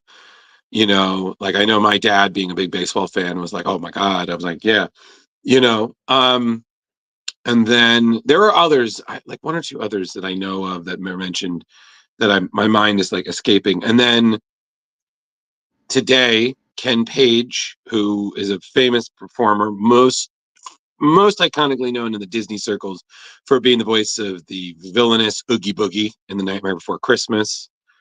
And then we also learned of the great John Amos, his passing, which we found he had passed in August 21st, and it was made official today by his family. And I mean, John, I mean, Good Times, and just a smattering of the roles. But I'm Coming to sorry. Every America. time, yeah, I was just every time I think of John Amos, I'm just like, and other films come to mind, but him explaining the difference between McDonald and McDowell's is still one of the most funniest, straightforward things Yep. I remember. I just no. See, you know, they use seeded buns. We don't. They have the golden arcs. We have the golden arches. I'm like, I can't. I can't. I can't. The man has his own money. What I mean, he has his own money. He has his own money. You know, it was just he was so Oh, you know, he you know awesome in that movie. Yeah. yeah. But listen, the point being is two things. Number one, we need to form like a protective bubble around Mel Brooks like tomorrow. Two, you know, just appreciate the people that you have, the stars that you have, you know, watch the movies, see the shows, appreciate, you know, the memories they left behind, the legacy that is film and television and theater and literature and things. And I also would say another thing is if you have the ability to, you know, within your budget, to see somebody do it, because you never know what's going to happen. I mean, Leo, you know, me and you have been fortunate enough to meet Kevin Conroy quite a few times, and Yep. unfortunately, certain people like there's quite a few stories in my repertoire. Like I took the chance, and I'm very grateful. And then there's some I'm like, oh man, I wish I had not been busy that day. I would have 100% done that. I think the one that's always going to get me is not being able, like being busy when my friends were going to meet George Romero. Like I'm still kicking myself for that because I was like, what was I doing that was so important? It was George Romero, man. The grandfather, the godfather of zombie movies. God. But you're gonna kick me, but he was at a con in Massachusetts, and I wasn't a big horror guy. I never really had been, but he was there, and there was like almost no line when I was like walking by.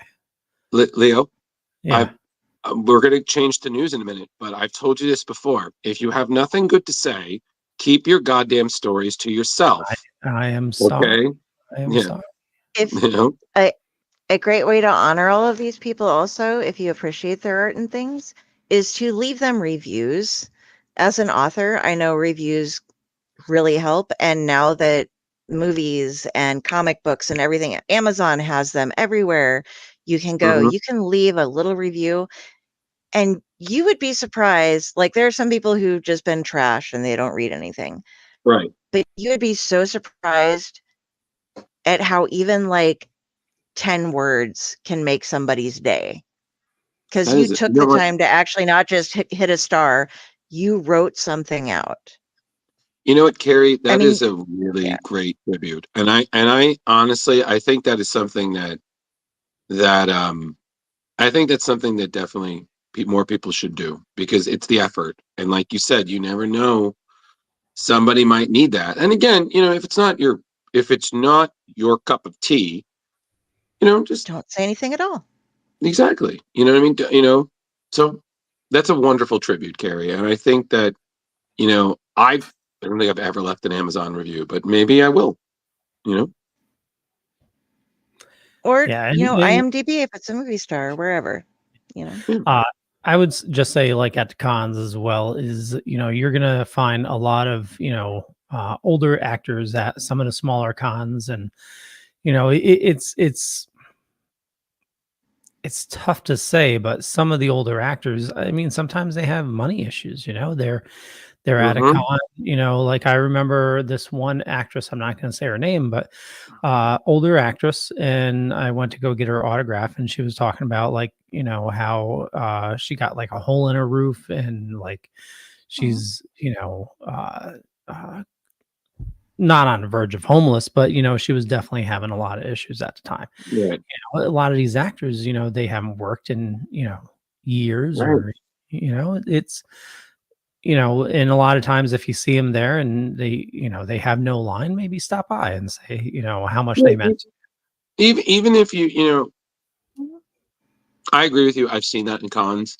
Yeah. And I have regrets because, like you said, you just see these people just sitting there, and they see other people walking by them. They notice, but then, and like you said, sometimes you just want to say, "Hey, I really dig your work." I, sometimes I just like that. And even if you're not paying for an autograph or something, sometimes it's just you have that moment. Yeah. Yeah, absolutely. It doesn't cost anything to say a kind word. What a wonderful sentiment. But there's gonna be no kind words today because we're about to do the news. So there's gonna be a lot of cursing. So yes, a lot of cursing. I'm ready. So the news. Okay. Before the news, So, we do. Well, before we do that, we also do. Rise wait. and shine, my sinners. Oh yeah, where'd he When go? Father Evil starts his day, he gets a little deadly. Deadly Grounds coffee has the richest, smoothest flavor you'll find anywhere. It's sinfully delicious. Once you go deadly, you never go back. Order yours at getdeadly.com. Coffee's so good, it's scary.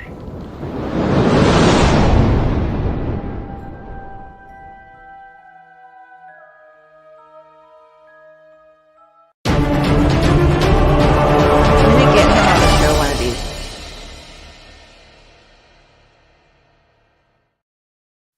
I want to point out for the record, I've met Father Evil once, and it was a wonderful experience. But now I feel like I know him so much because I see him every week. In a Yeah, commercial. I should switch to the other commercial. No, it's fine. So, starting with Variant Watch, we have the latest from the Stormbreakers. Celebrating the upcoming launch of Storm Issue 1, Storm is going to be featured on October's collection of variant covers. So we're going to have Captain America, Thor, Fantastic Four, Hulk, Daredevil, Dazzler, and of course, Spider-Boy. So Elena Casagrande, Nick Klein, Jan Balazuda, Chris Allen, Martin Coloco, Lucas Wernick, Federico Vicenti, and CF Villa, all doing it. So these will be available starting tomorrow throughout the month, ending, of course, on October 30th, aka Devil's Night, for those who remembered that's what it is, learning that from the Crow like I did. But again, all these look phenomenal. It's really hard for me to choose which one I love the best. But they look amazing. Yeah, so we have Martin Coccolo is that one there, Mhm. and then Federico Vicentini. I should have never had this whiskey. CF Villa. Mhm. I Lucas- kind of really liked that one when I was zooming in on it before. The line work on that is great. Yeah, that's it's really Like toughness, You love it it's nice because and it's the Hulk. thick and like. Mhm. You love it because it's the Hulk. Of course she does. Okay, Moving we'll on. just be quiet about that. Okay. Dazzler. Lucas Wernick, Nick Nice. Klein, Very nice. Alina Casagrande, Mm-hmm. and then Jan Bazadula. Oh, I That love one's that. great too. Yeah. That's so nice. That Yeah, that looks her fantastic. cape is just like, whoa, damn, dude. Yeah, totally. So, but like I said, these will be available throughout October. So, if you like what you see, talk to your local LCS and, pick up a copy. Yes. Next is something a little on the more comedic side, which is funny considering it's all about death.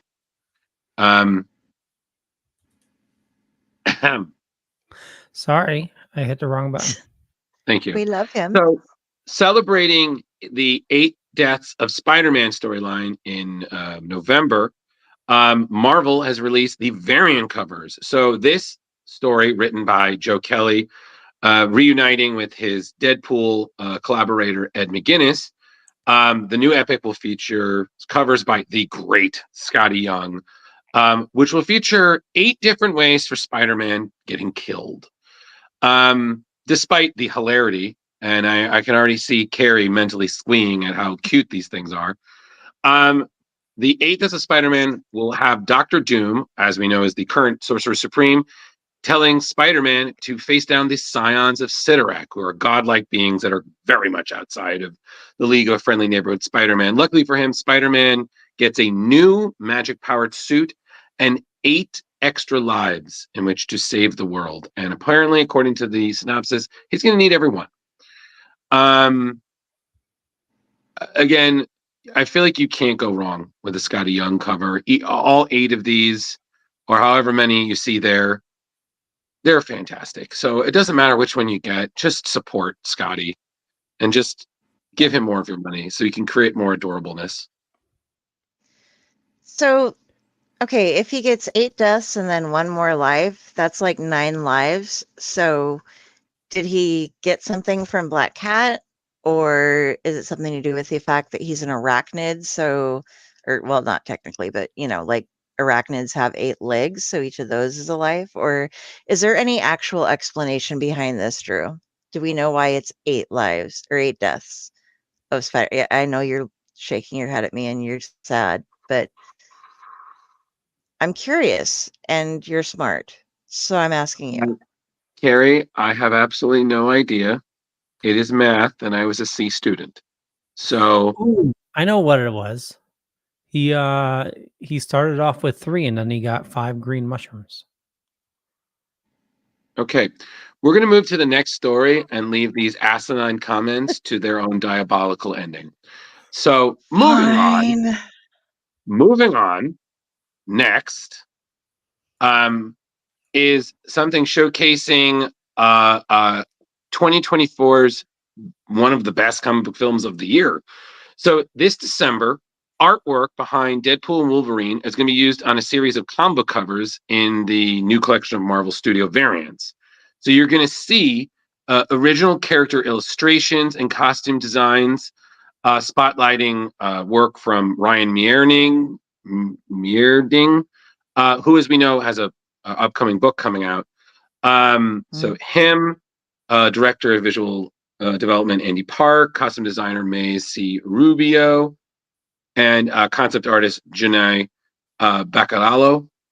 So these 4 covers are going to be featured on upcoming issues of Deadpool, Wolverine, separate, not the one together, X-Men, and then of course on the all-new Deadpool / Wolverine, launching in January. So I would say check out all these 4 covers that you see here, pre-order them in your local comic book shop, and maybe if Ryan and Hugh end up at a con, get them signed.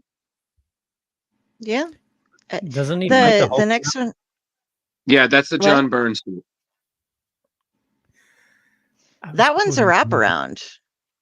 Nice. I don't know how it's a wraparound, but Just is. or it can. Yeah. Okay. Yeah, just is. But yeah, Leo, that's the John Byrne suit. I was quoting the movie. Right. So yeah, but that's Not all of pretty us much. have it memorized, Leo. Sorry. All right. So basically, Okay, As I gotta was- get as drunk as Leo. oh my Come God. on. As I was saying, that concludes Variant Watch. So now we're going to get to the news. And Who's news? my news. Whose news? It's my freaking news. So play the goddamn thing. Drew's News. Exciting tales, fresh comic views. In the pages, heroes fly, villains plot under the sky. From Gotham's dark to Metropolis views, we cover stories old and new. Drew's News. Your daily source for comic clues. Join the fun, it's a heroic cruise in the world of Drew's Comic News. Let me tell you about my best friend. Well, before we do the news, just real quick, I'm hearing we're catching up with Jar Jar, and he has a friend with him. Oh yes. So yes. So as we know, Jar, being at Castle Grayskull, is getting invited to all of the premier VIP parties, and it actually turns out he ran into a friend. As we know, his terrific con buddy Larry Kinney, the voice of Lion-O from the Thundercats. But although Jar cannot confirm if this means that there will be a crossover, he could not confirm. But he did say that currently he's having a shot contest with Larry, and apparently, according to Jar, in a language that is definitely not human, I think they're tied. But Larry looks like he's going to pull in the next round. So that's going to be one He-Man size hangover. So yeah. Good to see Jar. I'm glad he's doing well. Well, it's always And nice when you're traveling and you find a friend. good company, yes. Yeah, Indeed. it's fabulous. Hopefully people know who he is there. I wonder where he's going to be tuning in from next. It's a true story. We'll see. So the news. I don't know who's. Oh, wait a second. Hold on. You. Okay. Right. It's always you. It's your me. news. It's me. So it's a me. And the world will know. And we've got the news. Ridley Scott has got comic books just for use. So, fun fact. So, legendary director and producer Ridley Scott has essentially found a new project ahead of his latest film, Gladiator 2. on November 15th. According to Deadline, Ridley Scott's label, aka Scott Free, is going to be teaming up with a production company called Mechanical Cake to publish 3, one Wolverine Claw, original graphic novel series. One called Maudeville, the other one Hyde, and the other one is simply titled Nick. Co-founder of Radical Publishing, Dave Elliott, will be serving as the editor-in-chief of the books, and other attached creatives include the great Bill Sienkiewicz, Chris Weston, who I believe is working with Gerard Way in Paranoid Gardens, Dan Panosian, who's a fantastic artist who I've seen on a bunch of Marvel and DC projects, and Brian Rood, who I'm not familiar with his work, but considering his company, must be dope as hell. Details are a little scarce about the comics, but it's been described so far that Maudeville has been described as a sci-fi Southern Gothic crime drama involving AI humans called mods in a future New Orleans. Written by Mechanical Cake co-founder and CEO Jesse Negrin, with art by Hedri Presteva, who worked on previously on Power Rangers, and Iko Pute, who worked on a series Mysterious Ways. Volume 1 will be available for pre-order March 2025. The series Hyde is a sequel to Robert Louis Stevenson's horror classic, following the titular fiend as he sets up a human experimentation lab beneath the streets of London. And Nick is a Yuletide war story inspired by Norse mythology. Apparently, free first issue previews of both the series Hyde and Nick will also be released in March. So, yeah. I mean, it's going to be something, man.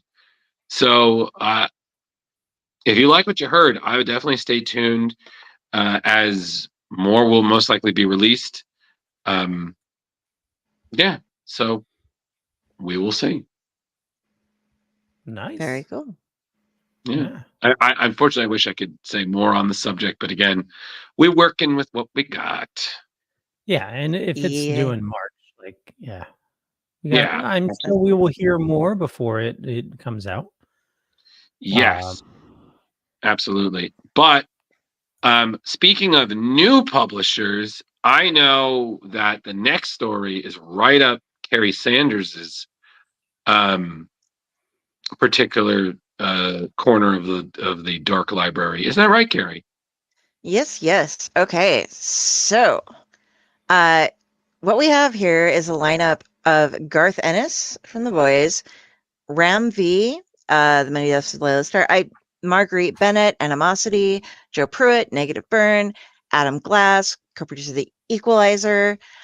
What's going on here is they are forming a new imprint at Image Comics called The Ninth Circle, and it is all about all the horror. They want to get new creators in. They want to collaborate with everyone.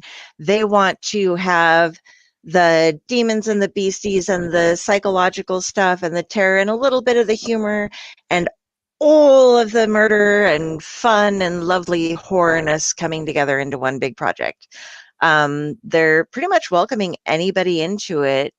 And what we're seeing here is their first release. The way they want to do these, by the way, is they're going to be releasing like a double issue length book every month to see what hits and what doesn't, pretty much. And they're going high on quality instead of quantity, which has been something we've seen with a lot of the newer releases lately. Ghost Machine's doing it, Distillery's doing it. They all want to give you these really big, nice books to read. And this one is called Freddy the Fix, and it is being written by Garth Ennis and illustrated by Mike Perkins, and it is about a fixer out in Hollywood where not all, but a large number of the Hollywood stars are various forms of monsters. And so they go out, have a party, eat somebody, leave some evidence behind. They need it cleaned up after them. So they send out Freddy. And this is going to be a bit of a horror comedy going into it, and it is going to be hitting your LCS on December 11th. So Nice. keep an eye out. This imprint, Ninth Circle, sorry, Mhm. is going to be fab. I'm really excited about that. They got some great people together, and they're inviting anybody else who wants to join them into the project, as far as I can see right now. So it's going to be a safe haven for horror creatives. And you know me, born on Halloween. I mean, Yeah, you this should is what apply. my life is for. Yeah, Yeah, honestly, you I'm should. working on my writing a bit, so maybe I'll Yeah, send something sometime. and then on top of it, Carrie, they mentioned that there's a project by Marguerite Bennett, and then you have Jill Thompson, a story by Joe Pruitt, illustrated by Mhm. Butch Geitz. You have the story by Adam Glass, illustrated by Bernard Chang. And then there's other, and then these are all projects that are announced. That we unfortunately don't have more details for them. Yeah. But I mean, you've already got an all-star lineup, and then again, Mhm. this is similar to what we've seen with Ghost Machine. People, instead of just working with your gut, you're making your own alternatives, and you're telling the stories you want. And honestly, And you own it. yeah, you own it. And I think this is just, again, this is more of the beginning. Leo, I feel like this is the kind of thing like we saw back in the day with Image Comics, but on an even bigger scale. Yeah, totally. Yeah, Image bringing back all the new imprints is just like it. It was the big couple, and then Image had their thing, and then there was some others, and now Image is, just because they're doing the publishing and letting all of the different imprints in, they're surging up. Like, they didn't really fall, but they're rising a lot higher over the past 3 or 4 years, just an insane amount. Yeah, they're doing the Disney, they're just scooping everybody up, all in And there. it's not hard for them. No, absolutely not. And speaking of unexpected properties getting scooped up, Leo, there's a very interesting crossover coming up in 2025, if I'm reading this correctly, right? Yeah, let me here we go. I know. Okay, let me make sure I got the correct button here. Okay, so we all know Disney and Marvel have been making some awesome crossovers lately. Donald Duck as Thor and even Wolverine, Mickey and crew as the Avengers. So I think DC's been feeling a little left out. So they've decided. So hold on to your rings, everybody. Not your Green Lantern ring, but your gold rings, because Justice League is about to meet Sonic the Hedgehog and his Speedy Squad in a crossover event that's more unexpected than Superman mistaking the Chaos Emerald for kryptonite. Leo, just keep going. Yeah. So Ivo Griskovich, the big cheese of Sonic at Sega, spilled the beans during their annual Sonic Central live stream. So it's going to be a 5-issue comic book series, and it's launching in March of 2025. This Speed of Light adventure will run monthly until July, and the artist is going to be Ian Flynn, the mastermind behind the current Sonic comic series. And if anybody that can make Superman and Sonic work, he's definitely going to be the guy. So, but wait, there's more. Remember, Batman Day back in September wasn't too far away, just a couple weeks. So that mysterious video of Shadow rocking out his own Batman suit, that was just the beginning. Warner Brothers and Sega are cooking up a whole smorgasbord of merchandise. It's all about the merchandising, the flamethrower. So we're talking toys, clothes, collectibles, the works, and you'll have to wait until late 2025 for that stuff to hit the shelves. But I think it'll be worth it. I mean, Sonic and Batman. Yeah. Oh, next picture. I made 3 pictures for this. Next picture. So whether you're a long Justice League fan or have just been spinning through Green Hill Zone since the 90s, like I have, this crossover is going to be fast in the Flash and more cool than Chaos Emerald. So mark your calendars, March 2025. I'm sorry. I don't know why, but Tails as Cyborg is that's terrifying to me. That is just cute. And then God, Shadow as Batman. God, that makes That so works. much sense.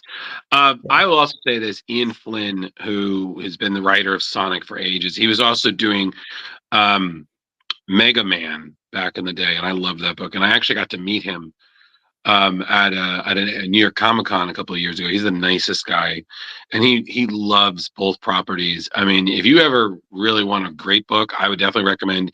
He did this fantastic storyline crossing over Sonic and Mega Man.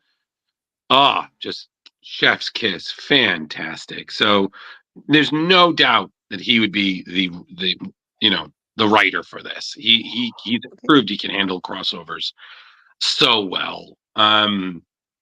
But for me, I'm like Justice League and Team Sonic. I was like, yo, I thought Ooh. Wily and Eggman crossing over was dangerous, but now I'm like Eggman and like Lex Luthor.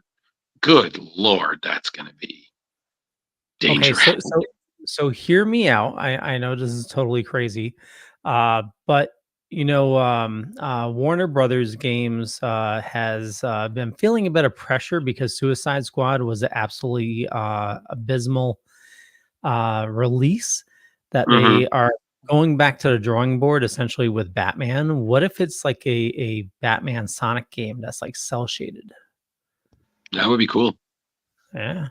Not for me, but Listen, Leo, just briefly before we get to the last story of the night, you have Sonic 3. Fucking hell. You have Sonic 3 coming out. You have Shadow is going to be like the kind of sort of big bad, the way that Knuckles was last time. It's the implication there. Mhm. It's a perfect time to really incorporate him, especially with the Sonic movies being so well liked and received and you can pair. It's like the Justice League and the Avengers. You can pair with anybody. I mean, right now you have the Avengers with Ultraman. So anything's possible as long as the story is legit. So Yeah. we'll see. I'm on a very different spectrum of gaming than a lot of you guys are because of what I can play.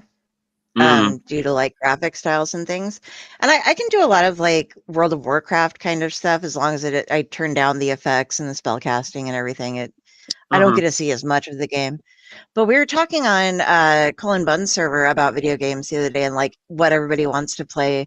And we were talking about horror games and like back in the day, do you guys remember there was like D, the Seventh Guest, and all of Mhm. those that were like kind of a mystery storytelling game? Yeah. I think it would be awesome to have Batman in that kind of a thing where you could go through, and maybe there is, and I just don't know about it, but you go through and be Mhm. like solving mysteries and going through puzzles. But, based on what clues you pick up, you might be going in the right direction and you might not. And so, have the Yeah. battles and things or whatever. But I think that would be great. Do they do I anything like feel like that? Because I would love I it. don't. Yeah, I think it was. I want to say Telltale Adventures. yeah, Um, because that kind of sounds like what they did with the Arkham games. Like you had the side quests and things you picked up. Would lead to certain side adventures within the main storyline. But I think also you're right, Leo. There was definitely one or two Batman. I think like Telltale. Yeah, that sounds yeah. like right up your alley. Yep. It just sounds like fun that, especially if you really got off on you're like, oh, I'm all about this on this clue, and you're Right. totally wrong, and it just keeps leading you off on the wrong track because Not the wrong you track. don't know until you figure out like, oh, this plus this equals that was wrong, so this goes here on my board or however you'd Right. organize it. But Right. that's Okay. just okay. So designers, give me that game, please. Thank you. Cool. There you go. All right. And last but not least, last one, me. More details have been released about Absolute Wonder Woman. So we Mhm. know we're in October, which means the release of the Absolute Universe is essentially nigh. I believe the DC All In Mega 64 issue book is going to be released next week or something like that. Or maybe it's this week. I don't know. Point is, um, they have released more details about Absolute Wonder Woman, who they've seen written by Kelly Thompson and drawn by artist Hayden Sherman. So Wonder Woman, changing up the origin. So this version of Wonder Woman, she was actually raised in hell rather than the fabled island Themyscira, meaning this woman grew up surrounded by monsters. So, when kaiju-like creatures are attacking Gateway City, she leaves home and decides, hey, I'm going to be a superhero. So, from the latest interview, we we get the idea that Diana's compassion, her emotion, her soul is really the big focus of the story, which Diana has always been an ambassador of that in that regard. But essentially all they really did is what Kelly Thompson did, was that she just rearranged how she got there, some of her weapons, some of her allies. It's kind of a new mythology, which kind of brought to my mind what the great Brian Azzarello and Cliff Chang did with the New 52. They reincorporated her demigod status. They introduced a new version of Pantheon. It was just fantastic. So then for the redesign, essentially her old costume, they felt like, oh, this is what it would look like if they were on Themyscira. This one is a more self-made look to it, but it's still reinforcing her basic practicality. Her arms and legs are covered because the forces she's going up against could take them off. So you have to be protected. So, so this, again, they wanted to give her a sense like this, how she presents herself, this speaks to the threat she's going up against. So they've also confirmed she, in this Absolute universe, she's the first public superhero. So when you see her debut, this is the first time the world's ever seen something like this. So this is huge. So she's the in the Marvel equivalent, this is like when Namor first showed up. This is the first mutant of the world. The first family. It's this idea that you're in a world where crazy giant kaiju are suddenly on the beach, and then this woman shows up in a bolt of lightning and is whooping their ass. So it's pretty wild. So this, what you're seeing here, everybody, these are images from the release that'll happen on October 23rd. It's already getting some pretty crazy press, and with the fact that, from what I understand, Absolute Batman by Scott Snyder and Nick Dragata, from what I hear, it's already sold out. So they're already working on a second print. That thing hasn't even hit the shelves yet, guys. So if you like any of the Ultimate stuff, and we've covered it, Ultimate, Absolute, sorry.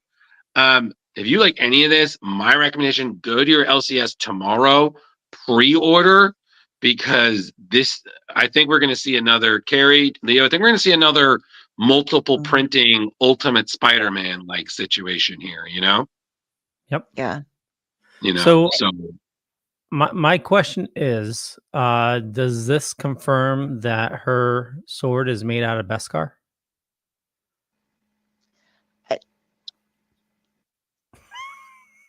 I don't know what that means.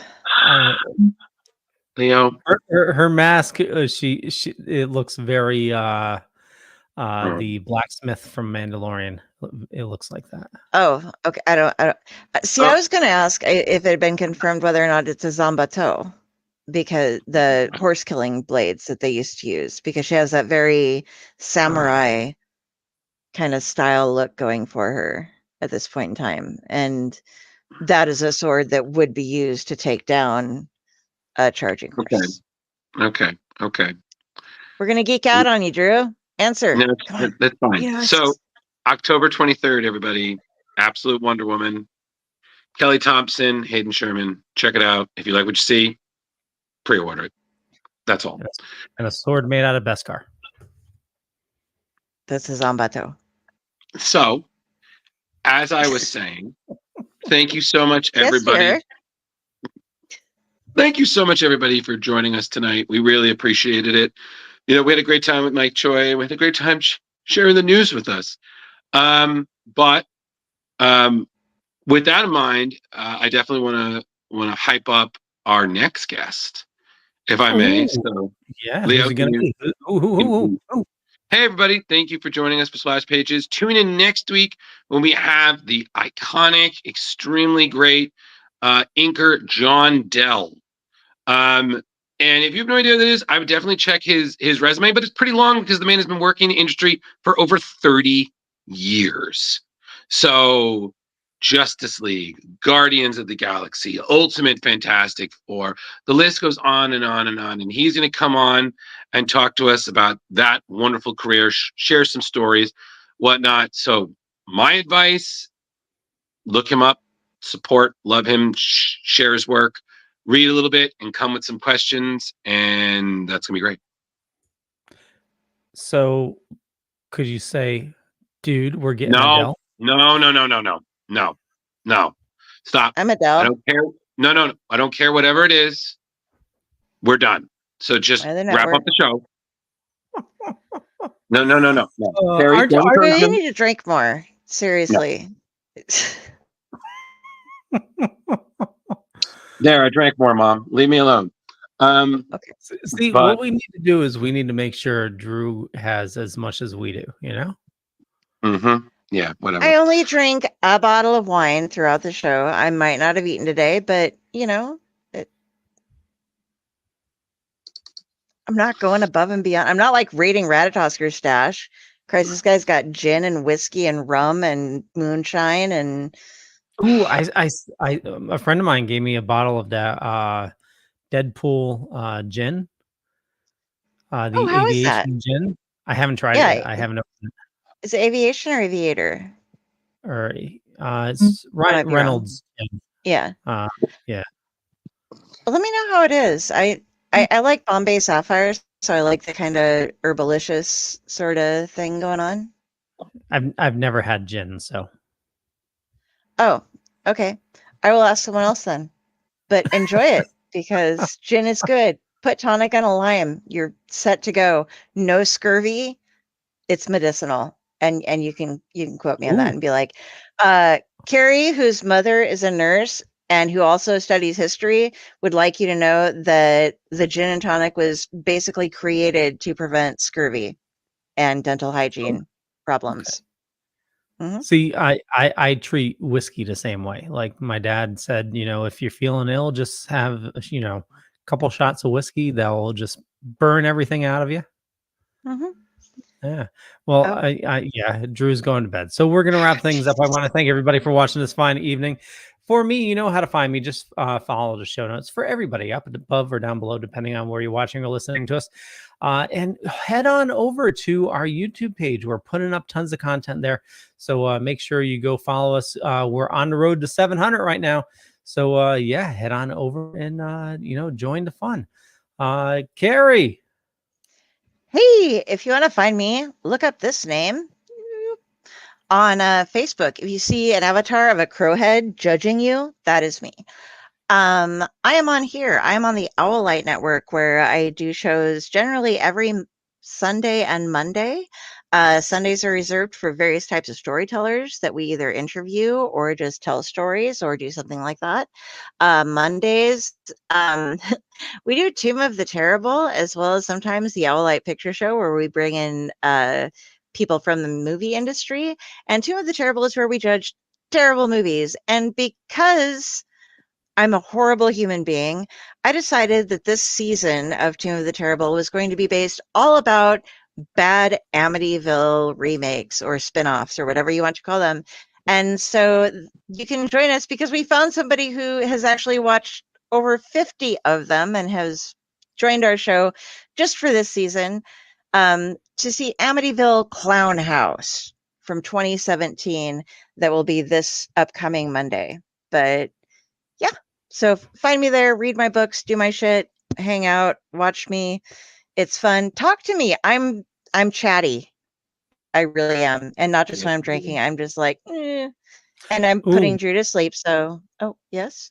Can I give recommendations for your cheesy horror movies? Yes, you may. After the show. I just remembered one called Carousel. After the show. Okay, well, we're in Amityville season right now. I'm calling it the Amityville Horribles. And okay. 'Cause- Okay. Yeah. Great pun. But after that, we're looking for new stuff. Okay. Drew's cuddling with the pumpkin. Wake me up when October ends. Wait, that's not how the song goes. No, you're Um, gonna miss my birthday if you do that. That's true. Hey, everybody. You know, it's that time of the year. And if you're just not cuddling with pumpkin, I don't know what you're doing with yourself. So we had some great times tonight, and we really appreciate it. If you need to talk to us further, you can look me up. I'm on Facebook under this name. I'm Ghostbuster Man 1984 on the bottom there. I'm generally busy still, regardless, and it's always nice to talk to people. But yeah. So with that in mind, thank you so much. Have a great rest of the night, and it's a spooky season, so let's get those horror movie marathons going. Okay. Cool. We'll catch you later. Bye. So. Later.